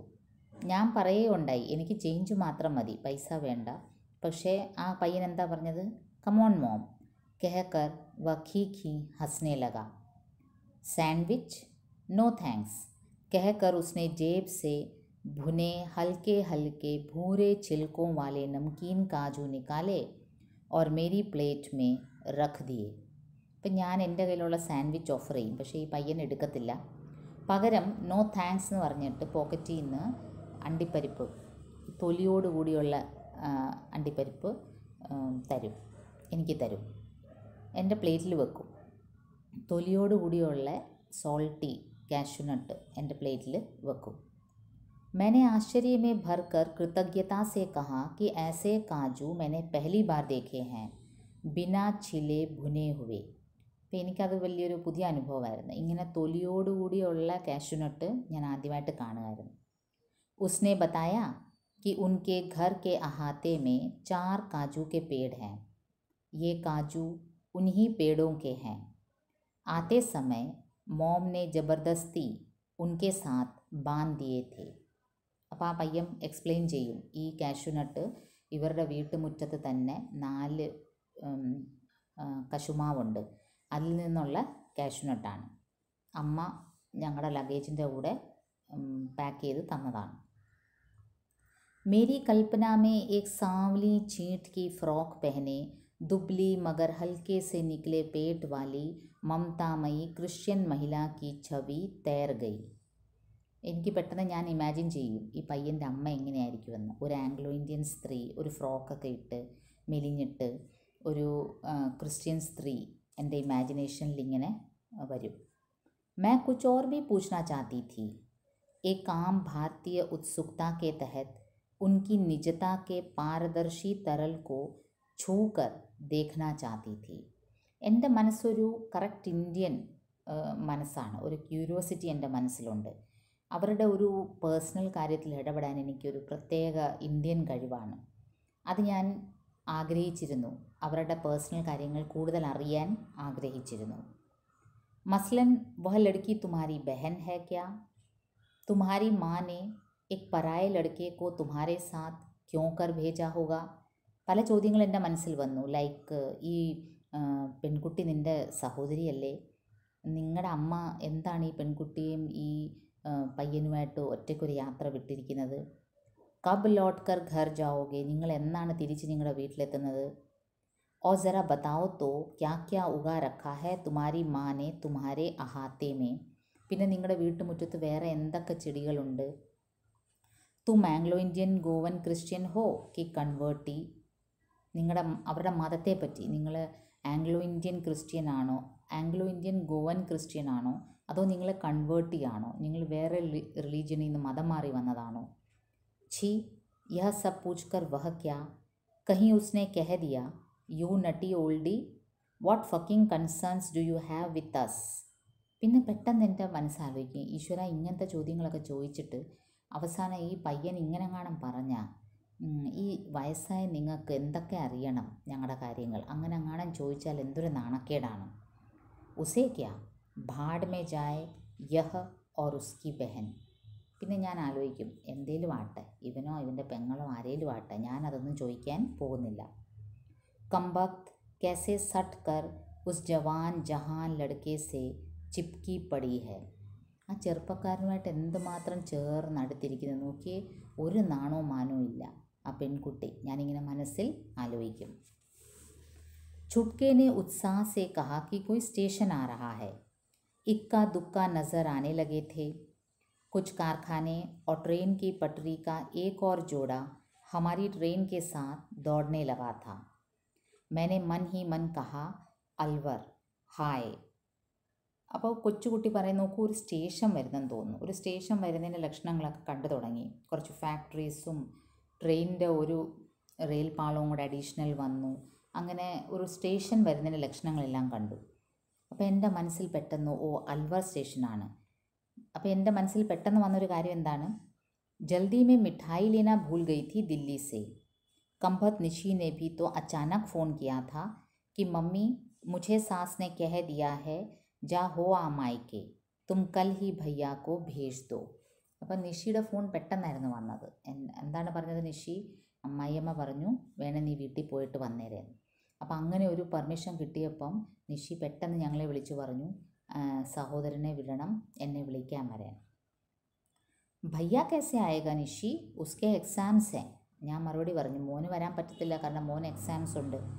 तो माँ बेचारी रुआसी हो गई. കേട്ടപാടെ നിഷിക്ക് കരച്ചിൽ വന്നു. तू खुद चली आना, जयपुर से तो कई सीधी रेल हैं दिल्ली की, करा ले रिസർവേഷൻ. അപ്പം ഞാൻ പറഞ്ഞു നീ ഇങ്ങി വന്നേരെ മക്കളുമായിട്ട്, ജയ്പൂരിൽ നിന്ന് ഡൽഹി ഒരുപാട് ട്രെയിൻസ് ഉണ്ട്, റിസർവ് ചെയ്തിങ്ങി വന്നേരെ. मम्मी तुम तो जानती हो 2 छोटी बच्चियों के साथ ये अकेले नहीं भेजेंगे मुझे. അപ്പം മകൾ പറഞ്ഞ മറുപടി എന്താണ്? അമ്മയ്ക്കറിയാമല്ലോ എന്നെ ഒറ്റയ്ക്ക് ഈ 2 കുട്ടികളായിട്ട് ഇവിടുന്ന് വിടില്ല. इन्हें फुर्सत नहीं, फिर बताओ ना मैं भी कैसे आ जाऊँ, कितनी दिक्कत होगी. ഇദ്ദേഹത്തിന് എന്നെ കൊണ്ടുവിടാനും സമയമില്ല, എന്നെ ഒറ്റയ്ക്ക് കുട്ടികളായിട്ട് വിടുകയില്ല, ഞാൻ എങ്ങനെ വരാനാണ്? അതുമാത്രമല്ല കിത്നി ദിക്കത്ത് ഹോഗി, എന്ത് ബുദ്ധിമുട്ടാണ്. ദോനോ തോ ഗോദി ചടുത്തി ഹേ, ഈ 2 കുട്ടികളും എപ്പോഴും എൻ്റെ മടിയിൽ കയറിയിരിക്കും. ഹായ് മമ്മി കിത്നി മുഷ്കിൽ സെ സാസ് കാ മുഹ് സീധാ ഹുവാ ഹൈ മേരെ മായക്കെ ജാനേക്കെ നാം പർ. അപ്പം മകൾ ഒരു കാര്യം കൂടെ പറയും, എത്ര നാളിന് ശേഷമാണ് അമ്മായിയമ്മ എന്നെ ഒന്ന് സന്തോഷത്തോടെ പോയി വരാൻ പറയുന്നത്. അപ്പോൾ ആ ചാൻസ് ഞാൻ മിസ് ചെയ്യാൻ ആഗ്രഹിക്കുന്നില്ല. ഇത്രയും കേട്ടപ്പോൾ ഞാൻ പറഞ്ഞു അച്ഛാ അച്ഛാ മേ ഹി, എന്നുവെച്ചാൽ ഞാൻ തന്നെ വരാൻ വിളിക്കാൻ. കൽ ഹി ജൽദോ നാ മാ കിത്തനാ തറസ് രഹി ഹൂ മേ. ഇത് കേട്ടപാടെ മകൾ പറയാം അമ്മ നാളെ തന്നെ ഇങ്ങി വാ, ഞാൻ എത്രമാത്രം ആഗ്രഹിക്കുന്നു. ദേഖ്തി ഹൂँ ബസ് ഫിർ സുബഹ സുബഹ ട്രെയിൻ മേ बैठती कि मिठाई लेती. अलवर से ही 2 किलो मिल्क केक ले चलती हूँ। वहाँ जयपुर में तो स्टेशन पर दामाद लेने आएंगे, उनके सामने मिठाई लेती भला अच्छी लगूंगी। मैंने अलवर आता देख പേഴ്സ് സംഭാല. അപ്പോൾ എനിക്ക് മനസ്സിൽ പെട്ടെന്നൊരു ഐഡിയ വരും. ഡൽഹിയിൽ നിന്ന് ഇറങ്ങിയപ്പോൾ സ്വീറ്റ്സ് വാങ്ങിക്കാൻ പറ്റിയില്ല. ജയ്പൂരിലെത്തുമ്പോൾ മരിമോൻ റിസീവ് ചെയ്യാൻ വരും. അപ്പോൾ അവർക്ക് വേണ്ടി അവിടുന്ന് വന്ന് സ്വീറ്റ്സ് വാങ്ങിക്കുന്നത് മോശമാണ്. അൽവർ സ്റ്റേഷനിൽ ഇറങ്ങി 2 കിലോ മിൽക്ക് കേക്ക് വാങ്ങിക്കാമെന്ന് തീരുമാനിക്കും. मैंने अलवर आता देख पर्स संभाला, चुटके से कहा कि सामान का ख्याल रखे. डॉक्टर दंपति ऊपर की खाली बर्तों पर जाकर लेट गए थे. लड़की कुनमुनाकर लड़के से अलग हो उठकर खड़ी हो गई थी. उठते ही चॉकलेट निकाल कर खाने लगी. അപ്പം ഞാൻ നോക്കിയപ്പോൾ കമ്പാർട്ട്മെൻറ്റിൽ ഡോക്ടറും വൈഫും മുകളിലത്തെ ബർത്തിൽ കയറി വിശ്രമിക്കുകയായിരുന്നു. പെൺകുട്ടി ചോക്ലേറ്റ് കഴിക്കുന്നു. ഇളയ പയ്യനോട് എൻ്റെ സാധനങ്ങളോടൊന്ന് നോക്കണേ, എൻ്റെ ലഗേജോടൊന്ന് സൂക്ഷിച്ചോണേ എന്ന് പറഞ്ഞ് ഞാൻ അൽവറിലേക്ക് ഇറങ്ങാനുള്ള തീരുമാനമെടുക്കും. ट्रेन रुक गई थी. डिब्बा सच में बहुत पीछे था. मिल्क केक की दुकान दूर थी. स्टेशन पर काफ़ी भीड़ थी. सारी भीड़ पिंक सिटी में ही समाएगी क्या, यह सोच मैं जल्दी जल्दी ट्रेन से उतरी और लोगों से टकराते हुए बड़े बड़े डग भरते हुए दुकान पर हाँफती हुई पहुंची. അങ്ങനെ അൽവർ സ്റ്റേഷനിലെത്തി. ഞാൻ നോക്കിയപ്പോൾ മിൽക്ക് കേക്കിൻ്റെ കട വളരെ ദൂരെയാണ്. ആ സ്റ്റോൾ, മിൽക്ക് കേക്കിൻ്റെ സ്റ്റോൾ വളരെ ദൂരെയാണ്. സ്റ്റേഷനിൽ വളരെ തിരക്കുമാണ്. തിരക്ക് കണ്ടിട്ട് എനിക്ക് തോന്നി എല്ലാവരും പിങ്ക് സിറ്റിയിലേക്ക് പോകാനുള്ളവരാണോ, അത്രയ്ക്ക് തിരക്ക്. ഞാൻ പെട്ടെന്ന് ട്രെയിനിൽ നിന്ന് ഇറങ്ങി എങ്ങനെയെങ്കിലും ആ കടയിലെത്തി. और 2 डिब्बे मिठाई और पर्स संभालती हुई मैं अपने गंतव्य से आधी दूरी पर ही थी कि ट्रेन ने सीटी दे दी. എൻ്റെ കമ്പാർട്ട്മെൻറ്റിലെത്താൻ ഞാൻ പകുതി ദൂരം വരെ എത്തിയുള്ളൂ. അപ്പോഴത്തേക്കിന് ട്രെയിനിൻ്റെ വിസിലങ്ങടിച്ചു. മേരെ തോ ഹാത്ത് പാവ് ഫൂൾ ഗയെ. എൻ്റെ കാലും കൈയും അങ്ങ് വല്ലാതായി, എനിക്ക് അനങ്ങാനൊക്കാത്തൊരവസ്ഥ. ഭീഡ് को चीरती हुई मैं आगे बढ़ रही और मुझे दूरदर्शन का एक विज्ञापन याद आ रहा था कि भारत में स्टेशनों पर यात्रा करने वाले कम और उन्हें छोड़ने आने वाले ज़्यादा होते हैं.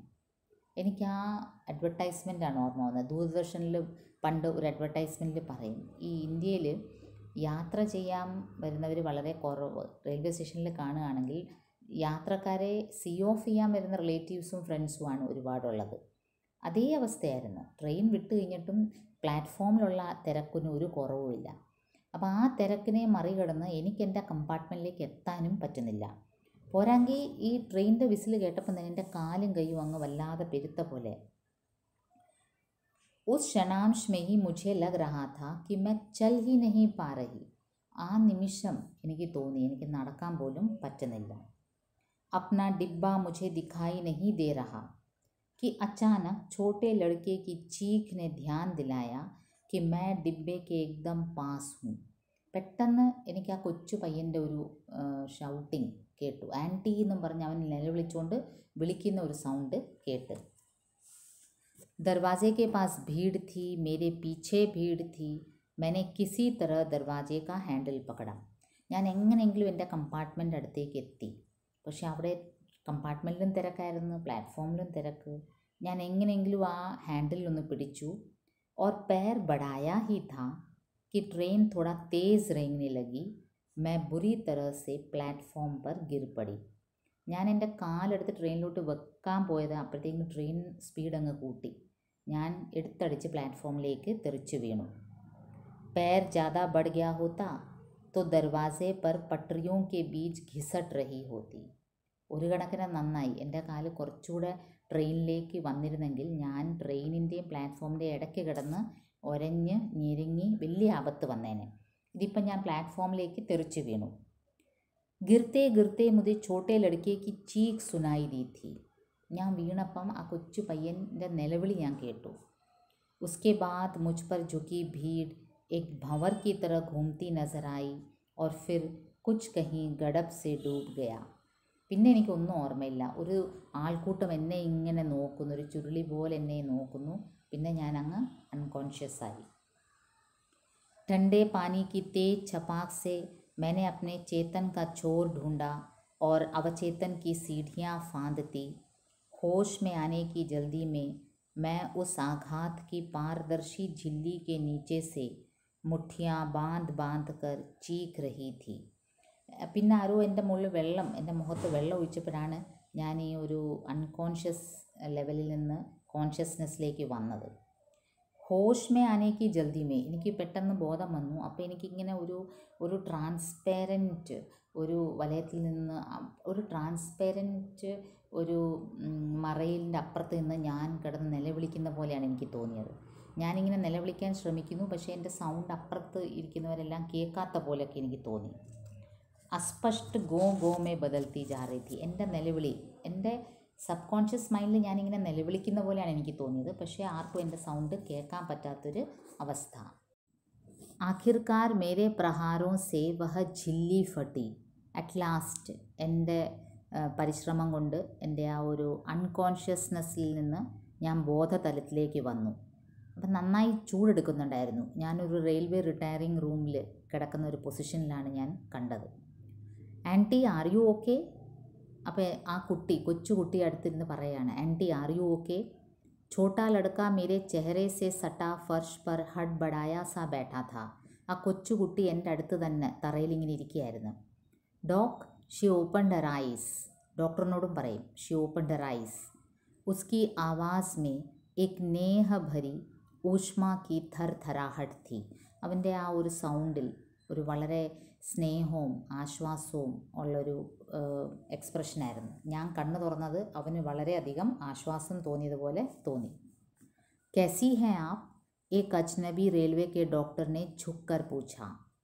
चिंता की कोई बात नहीं, ये यंगस्टर्स नहीं होते तो. പിന്നീട് ഞാൻ കാണുന്നത് ഒരു ഡോക്ടർ, എനിക്ക് പരിചയമില്ലാത്ത ഡോക്ടറാണ്, റെയിൽവേ ഡോക്ടറായിരിക്കാം, എന്നോട് പറയാണ് എങ്ങനെയുണ്ട്, എങ്ങനെ ഫീൽ ചെയ്യുന്നു? ഏതായാലും ഒരു കുഴപ്പവും ഇല്ല, ഈ യങ്സ്റ്റേഴ്സ് ഇല്ലായിരുന്നെങ്കിൽ ആകെ പ്രശ്നമായേനെ. ഇൻകാ ഓർ ഖുദാ ശുക്രിയ അദാ കറേ. ഇപ്പോൾ ഡോക്ടർ പറയാണ് ഈശ്വരന് നന്ദി പറയണം, ഈ ചെറുപ്പക്കാരോടും നന്ദി പറയണം. ഗനീമത്ത് ഹേ കി കോയി സീരിയസ് ഇഞ്ചറി നഹീ ഹുയി, പുരാന ഖായ പിയ കാം ആ ഗയാ. ഡോക്ടർ പറയും ഭാഗ്യത്തിന് സീരിയസ് ഇഞ്ചറി ഒന്നുമില്ല, പണ്ട് കഴിച്ച നല്ല ഭക്ഷണത്തിൻ്റെ ഗുണമായിരിക്കാം, ഏതായാലും രക്ഷപ്പെട്ട്. ഹസ്കർ ഡോക്ടറിനെ മേരെ ഹവാസ് ദുരുസ്ത് കർണേ കി കോശിഷ് കി. അപ്പോൾ ഡോക്ടർ ഇത്രയും ചിരിച്ചുകൊണ്ട് പറയും ഭാഗ്യത്തിന് സീരിയസ് ഇഞ്ചറി ഒന്നും ഇല്ല. ബസ് അഭി ആംബുലൻസ് ആത്തി ഹോഗി. मैंने थोड़ा उठना चाहा तो वह लड़की आगे आ गई अपनी बाह का सहारा लिए.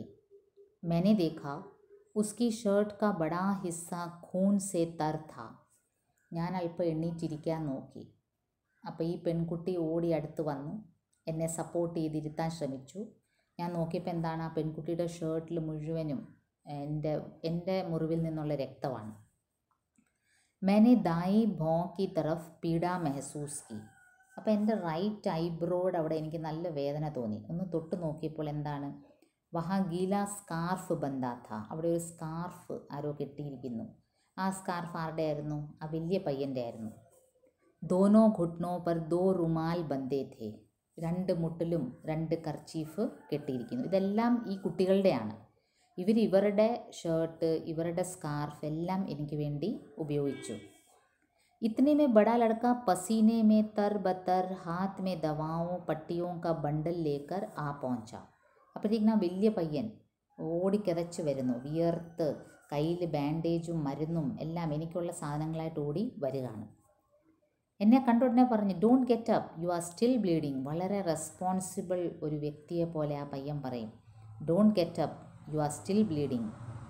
बड़े लड़के ने मेरी चोट पर स्कार्फ दबाते हुए कहा doc first give her tetanus injection. എന്നിട്ട് പയ്യൻ വന്ന ഉടനെ ഡോക്ടറിനെ ഉപദേശിക്കുകയാണ്. ഡോക്ടറിനോട് പറയാൻ ഡോക്ടർ ആദ്യം ഇവർക്ക് ടെറ്റ്നസ് ഇഞ്ചക്ഷൻ കൊടുക്കൂ. ഈ ചെറുപ്പക്കാരെ പറ്റിയാണ് ഞാൻ മനസ്സിൽ, ഇവർ സീറോ ആണ്, ഇവർ സിറ്റുവേഷൻസ് ഹാൻഡിൽ ചെയ്യാൻ ഇവർക്കറിയില്ല, ഇവർക്കൊരു ആവേശം മാത്രമേ ഉള്ളൂ, ഇവരുടെ വേഷവിധാനം കണ്ടില്ലേ, ഇവർ റെസ്പോൺസിബിൾ അല്ല എന്നൊക്കെ ഒരു ധാരണ എൻ്റെ മനസ്സിൽ ഈ കുട്ടികളെ പറ്റിയാണ് ഉണ്ടായിരുന്നത്. Young men don't teach me my duties, doctor ने हंसकर कहा और इंजेक्शन तैयार करने लगा. അപ്പോൾ ഡോക്ടർ പറയും യങ് മാൻ എന്നെ എൻ്റെ ജോലി പഠിപ്പിക്കല്ലേ, എന്ന് പറഞ്ഞ് അദ്ദേഹം ടെറ്റനസ് ഇഞ്ചക്ഷനൊക്കെ പ്രിപ്പയർ ചെയ്യും. मैंने देखा डॉक्टर छोटे कद का काला सा अनगढ़ नकूश वाला व्यक्ति था, शायद मुसलमान, ഇസിലിയെ ബാർ ബാർ ഖുദാ കേലി. അപ്പോൾ എൻ്റെ മനസ്സ് ഒരു പൊതുവെ ഒരു ഇമാജിനേറ്റീവ് മനസ്സാണെന്നറിയാമല്ലോ. ഞാനിങ്ങനെ ഈ ഡോക്ടറിനെ നിരീക്ഷിക്കുകയാണ്. ഡോക്ടറിൻ്റെ ഹൈറ്റ് കുറവാണ്, കറുത്തിട്ട് പ്രോപ്പർ ഫീച്ചേഴ്സൊന്നുമില്ല, മുസൽമാനാണെന്ന് തോന്നുന്നു. അല്ലെങ്കിൽ എപ്പോഴും ഖുദാ കേലി എന്ന് പറയില്ലല്ലോ. ഖുദാ കാ ശുക്ർ കിയേ ജാ രാ ഥാ. ആംബുലൻസ് में मैंने हिम्मत करके लड़की से पूछ ही लिया. അപ്പോൾ ആംബുലൻസ് വന്നു, അതിൽ കിടന്നപ്പോൾ ഞാൻ ധൈര്യപ്പെട്ട് ഈ പെൺകുട്ടിയോട് ചോദിക്കും എന്താണ് ആക്ച്വലി സംഭവിച്ചത്. പെൺകുട്ടി അവൾക്കറിയാവുന്ന ഹിന്ദിയിൽ പറയും, oh God aunty, that scene was horrible, 1 घंटा भी नहीं हुआ है अभी तो, आप तो बहुत बुरा गिरा था प्लेटफॉर्म पर. ആൻറ്റി ആ ഒരു സീൻ ഹൊറിബിളായിരുന്നു. ഇപ്പോൾ 1 മണിക്കൂർ പോലും ആയില്ല ആൻറ്റി വീണിട്ട്, വല്ലാതെ വീണു പ്ലാറ്റ്ഫോമിലേക്ക്. ഹാത്ത് छूट गया हैंडल से वरना ट्रेन के साथ लटकता जाता. ആൻറ്റിയുടെ കൈ അങ്ങ് തെന്നിപ്പോയി, ട്രെയിനിൻ്റെ ഹാൻഡിലിൽ പിടി കിട്ടിയില്ല. അത് പിടി കിട്ടാഞ്ഞ കാര്യമായി, അല്ലെങ്കിൽ ട്രെയിനുമായിട്ട് ഇങ്ങനെ ഒരഞ്ഞു പോയേനെ. वो जो मेरा फियांसी है ना रोज़र, उसने चेन पुल किया. എൻ്റെ ഫിയാൻസി ഇല്ലേ, ഞാൻ വിവാഹം കഴിക്കാൻ പോകുന്ന പയ്യൻ റോസർ പെട്ടെന്ന് ആക്ഷനിലേക്ക് വന്നു, ചെയിൻ പുൾ ചെയ്തു. ഫിർ ഹം തീനോ സബ് ബാഗ് ലേക്കർ ഉത്ര. പിന്നെ ഞങ്ങൾ 3 പേരും ട്രെയിനിൽ നിന്ന് അങ്ങ് ഇറങ്ങി, എല്ലാ ലഗേജുമായിട്ട്. ആപ്കെ പാസ് പहुंच ही नहीं सकने का था, सब आदमी लोगों ने कवर कर रखा था. तब मेरा भाई चिल्लाकर सबको दूर भगाया और आपको रिटायरिंग रूम में लाया. ഞങ്ങൾ ആൻറ്റിയുടെ അടുത്ത് എത്താൻ നോക്കിയിട്ട് തിരക്ക് കാരണം എല്ലാവരും ആൻറ്റി ഇങ്ങനെ എത്തി ഒരു തമാശ കാണുന്ന പോലെ നോക്കിക്കൊണ്ടിരിക്കുകയായിരുന്നു. ആരും ഹെൽപ്പ് ചെയ്യുന്നില്ല. പിന്നെ എൻ്റെ ബ്രദർ നിലവിളിച്ച് എല്ലാവരെയും ഷൗട്ട് ചെയ്ത് മാറ്റി. തബ് മേരാ ഭായ് ചില്ലാക്കർ സബ്കോ ദൂർ ഭഗായ और आपको रिटायरिंग रूम में लाया. रोज़र स्टेशन मास्टर के रूम में रश करके भागा. तब डॉक्टर आया और പിന്നെ എൻ്റെ ഫിയാൻസി റോസർ ഓടി സ്റ്റേഷൻ മാസ്റ്റർ റൂമിൽ പോയി കാര്യം പറഞ്ഞു. അപ്പോഴാണ് ഡോക്ടർ വന്നത്. തും തീനോനെ മേരെ ലിയെ ട്രെയിൻ ഛോട് ദി. അപ്പോൾ ഞാൻ ആലോചിക്കും, നിങ്ങൾ 3 പേരും എനിക്ക് വേണ്ടി നിങ്ങളുടെ യാത്ര മാറ്റി വെച്ചോ. ഹാ വഹി തോ ജറൂരി था ना, आपको उन स्टूपिड लोगों के बीच छोड़ना नहीं था ना, तमाशा करके रखा था ना आपका, कोई उठा नहीं रहा था.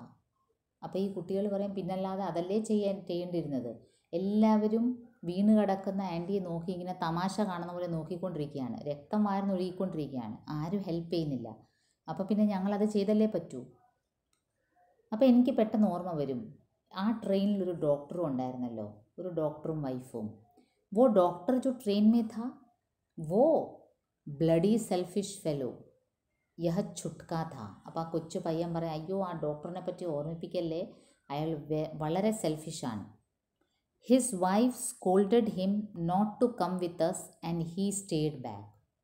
അയാളുടെ വൈഫ് വഴക്ക് പറയും, അയാളുടെ വൈഫ് വഴക്ക് പറഞ്ഞു, ഇറങ്ങണ്ട സ്റ്റേഷനിൽ, നമുക്ക് നമ്മുടെ സ്ഥലത്തെത്തണം. അത് കേട്ട് അയാൾ ഒരു ഡോക്ടറായിട്ട് കൂടി അയാൾ ഇറങ്ങിയില്ല. We literally prayed to him but he told I can't get down, I have to reach today. ഞങ്ങൾ ലിറ്ററലി ഒരുപാട് പ്രാവശ്യം റിക്വസ്റ്റ് ചെയ്തു, ഡോക്ടർ പ്ലീസ് ഒന്ന് ഇറങ്ങുക, ഒന്ന് ഹെൽപ്പ് ചെയ്യും. പക്ഷേ അയാൾ ഇറങ്ങിയില്ല. അയാൾ റീസൺ പറഞ്ഞ എന്താണ്, അയാൾക്ക് എത്തേണ്ട സ്ഥലത്ത് ഈ ട്രെയിനിൽ തന്നെ എത്തേണ്ടിയിരിക്കുന്നു, അതുകൊണ്ട് അയാൾ ഇറങ്ങിയില്ല. ഇത് ഇത്രയും പറഞ്ഞത് ആ കൊച്ചുകുട്ടിയാണ്. അപ്പം പറയാം, ഇപ്പോൾ ഇവർ പറയാം, ലീവ് नो कीत होते हैं एंटी सेल्फिश लोग भी, हमको हमारा मम्मी बोला इंसान का सेवा ही ईशु की सेवा है. അപ്പോൾ കീത്ത് എന്ന് പറയുന്നത് ഈ ഇളയ കുട്ടിയുടെ പേരാണ്. ലീസ പെൺകുട്ടിയുടെ പേര്, റോസർ പെൺകുട്ടിയെ വിവാഹം കഴിക്കാൻ പോകുന്ന പെൺകുട്ടിയുടെ ഫിയാൻസിയാണ്, വലിയ പയ്യൻ. एंटी सेल्फिश लोग भी होते हैं, हमको हमारा मम्मी बोला इंसान का सेवा ही ईशु की सेवा है. आप बताओ ना, आपकी जगह हम होते तो आप नहीं रुकते क्या हमारे लिए. അപ്പോൾ ഇവർ ഒരു ചോദ്യം ചോദിക്കുകയാണ്, ആൻറ്റിയുടെ സ്ഥാനത്ത് ഞങ്ങൾക്ക് ഇത് സംഭവിച്ചിരുന്നെങ്കിൽ ആൻറ്റി ഞങ്ങൾക്ക് വേണ്ടി യാത്ര ഇടയ്ക്ക് ബ്രേക്ക് ചെയ്യില്ലായിരുന്നോ. मैं सोच में पड़ गई थी, मैं क्या करती. പെട്ടെന്ന് ഈ ഒരു ചോദ്യം കേട്ടപ്പോൾ ഞാൻ ആലോചിക്കാൻ തുടങ്ങി. ഇവരുടെ സ്ഥാനത്ത് ഇവർക്കൊരാപത്ത് വന്നിരുന്നെങ്കിൽ ഞാൻ എന്ത് ചെയ്തേനെ, ഇവരുടെ സ്ഥാനത്ത് ഞാനായിരുന്നെങ്കിൽ ഞാൻ എന്ത് ചെയ്തേനെ. मैं उतरती किसी घायल के लिए. അപ്പോൾ ഈ യാത്രയിൽ ഞങ്ങൾ മുതിർന്നവർ ഈ കുട്ടികളെ പറ്റി വളരെ മോശമായ രീതിയിലാണ് ഞങ്ങൾ ചിത്രീകരിച്ചത്, ഈ കുട്ടികളുടെ സ്വഭാവത്തെ പറ്റി. പക്ഷേ ഇങ്ങനത്തെ ഒരു സിറ്റുവേഷനിൽ എനിക്കിറങ്ങേണ്ടി വന്നിരുന്നെങ്കിൽ ഇവർക്ക് വേണ്ടി ഞാനത് ചെയ്യുമായിരുന്നോ എന്നൊരു ആത്മപരിശോധന ഞാൻ നടത്തുകയുണ്ടായി. इस उम्र सूजे हुए पैरों के साथ मैं किसी घायल के लिए मैं क्या कर सकती थी. ये तो जवान है. പ്രൗഢാവസ്ഥ का बहाना खड़ा हो जाता. ഞാൻ ആ സമയത്ത് എന്തൊക്കെ പറഞ്ഞതിനെ മനസ്സിൽ, അയ്യോ ഞാൻ ഈ പ്രായത്തിൽ എങ്ങനെ ഇറങ്ങാനാണ്, ആരെ ഹെൽപ്പ് ചെയ്യാനാണ്, എൻ്റെ കാലുകൾ എനിക്ക് തന്നെ നടക്കാൻ വയ്യ, എൻ്റെ കാലുകളെല്ലാം വല്ലാതെ മരവിച്ചിരിക്കുന്ന ഒരവസ്ഥയാണ്, അപ്പം ഞാൻ എങ്ങനെ ഇവർക്ക് വേണ്ടി ഹെൽപ്പ് ചെയ്യും എന്ന് ഞാനൊരു പക്ഷേ ചിന്തിച്ചേനെ. പ്രശ്ന വഹി था बचपन में पढ़ी कहानी मनुष्य भेड़ और भेड़िया में से मैं क्या बनती. ബാല്യകാലത്തിൽ തന്നെ കേട്ട ഒരു കഥ, മനുഷ്യൻ്റെയും ചെമ്മരിയാടിൻ്റെയും ചെന്നായുടെയും കഥ. ഇതിൽ ഞാൻ ഏതാകുമായിരുന്നു, അതാണ് ഞാൻ ആലോചിക്കുന്നത്. ഇപ്പം 3 പേർക്കും 3 സ്വഭാവമാണ്. ചെന്നായ്ക്ക് ആക്രമിക്കാനുള്ള സ്വഭാവം, മനുഷ്യനെ രക്ഷിക്കാനുള്ള സ്വഭാവവും, ചെമ്മരിയാടിന് ഒരു ബോധവും ഇല്ലാതെ ഇങ്ങനെ ഒന്നിൻ്റെ പുറകെ ഒന്ന് നടന്നു പോകുന്ന ഒരു രീതിയും. ഇതിൽ ഏതാണ് ഞാൻ അവലംബിക്കുന്നത് ഇങ്ങനത്തെ ഒരു അവസ്ഥയിൽ എന്ന് ഞാൻ ആലോചിക്കുകയായിരുന്നു. ഞാൻ ആത്മപരിശോധന നടത്തുകയാണ്. ഭേഡിയ തൊനഹി, ഞാൻ ഒരിക്കലും ഒരു വൂൾഫ് ആവത്തില്ല, ഒരു ചെന്നായി ഒരിക്കലും ആവില്ല, ഒരാളെ ആക്രമിക്കാൻ ഞാൻ ഒരിക്കലും ശ്രമിക്കില്ല. ഇൻസാൻ ബന്നേക്ക് ഹിമ്മത്ത് ജുട്ടാ പാത്തി, പക്ഷെ ഒരു മനുഷ്യനാകാനുള്ള ഒരു ധൈര്യം എന്നിലുണ്ടാകുമായിരുന്നു. ഈ ചോദ്യത്തിൻ്റെ മുന്നിലാണ് ഞാൻ ഇങ്ങനെ ചിന്തിക്കുന്നത്. ഈ കുട്ടികൾക്കൊരു ആപത്ത് വന്നിരുന്നെങ്കിൽ ഞാൻ ഇവരെ രക്ഷിക്കാൻ വേണ്ടി എൻ്റെ ട്രെയിൻ യാത്ര, എൻ്റെ റിസർവേഷൻ എല്ലാം ബ്രേക്ക് ചെയ്ത് ഞാനൊരു മനുഷ്യനായി മാറുമായിരുന്നോ എന്നുള്ളൊരു ചോദ്യമാണ് എൻ്റെ മുന്നിൽ ഒരു ചോദ്യചിഹ്നമായി നിൽക്കുന്നത്. ഉസ് ഡോക്ടർ की तरह जल्दी गंतव्य पर पहुंचने की चाह में आंखें मूंद भेड़ बनकर आगे बढ़ जाती. ആ ഡോക്ടറിനെ പോലെ തന്നെ ഞാനും ഒരുപക്ഷെ പെരുമാറിയിരുന്നേനെ. ഒരു ചെമ്മരിയാട് എങ്ങനെ ഒന്നിൻ്റെ പുറകെ ഒന്നായിട്ട് മുന്നേ പോകുന്ന ഗോവിൻ്റെ പുറകെ പോകുന്ന പോലെ ഞാനും അങ്ങ് പോകുമായിരുന്നു. കാരണം എനിക്കെൻ്റെ ലക്ഷ്യങ്ങൾ നേടാനുണ്ട്, എൻ്റെ യാത്ര ഞാൻ മുടക്കില്ല. എൻ്റെ സ്വഭാവവും ആ ഡോക്ടറിനെ പോലെ തന്നെ ആയിരിക്കാം ഒരു പക്ഷേ. ഈ കുട്ടികൾ മനുഷ്യരെ പോലെ പെരുമാറിയത് എനിക്കൊരു പക്ഷേ പറ്റില്ലായിരിക്കാം. ഇവരുടെ സ്ഥാനത്ത് ഞാനായിരുന്നെങ്കിൽ ഞാനും അത് തന്നെ ചെയ്യുമായിരുന്നു എന്നുള്ളൊരു ചിന്ത എൻ്റെ മനസ്സിൽ വരും. लड़की बिल्कुल मेरे करीब थी. उसका खून से सना शर्ट उसके हाथों में था.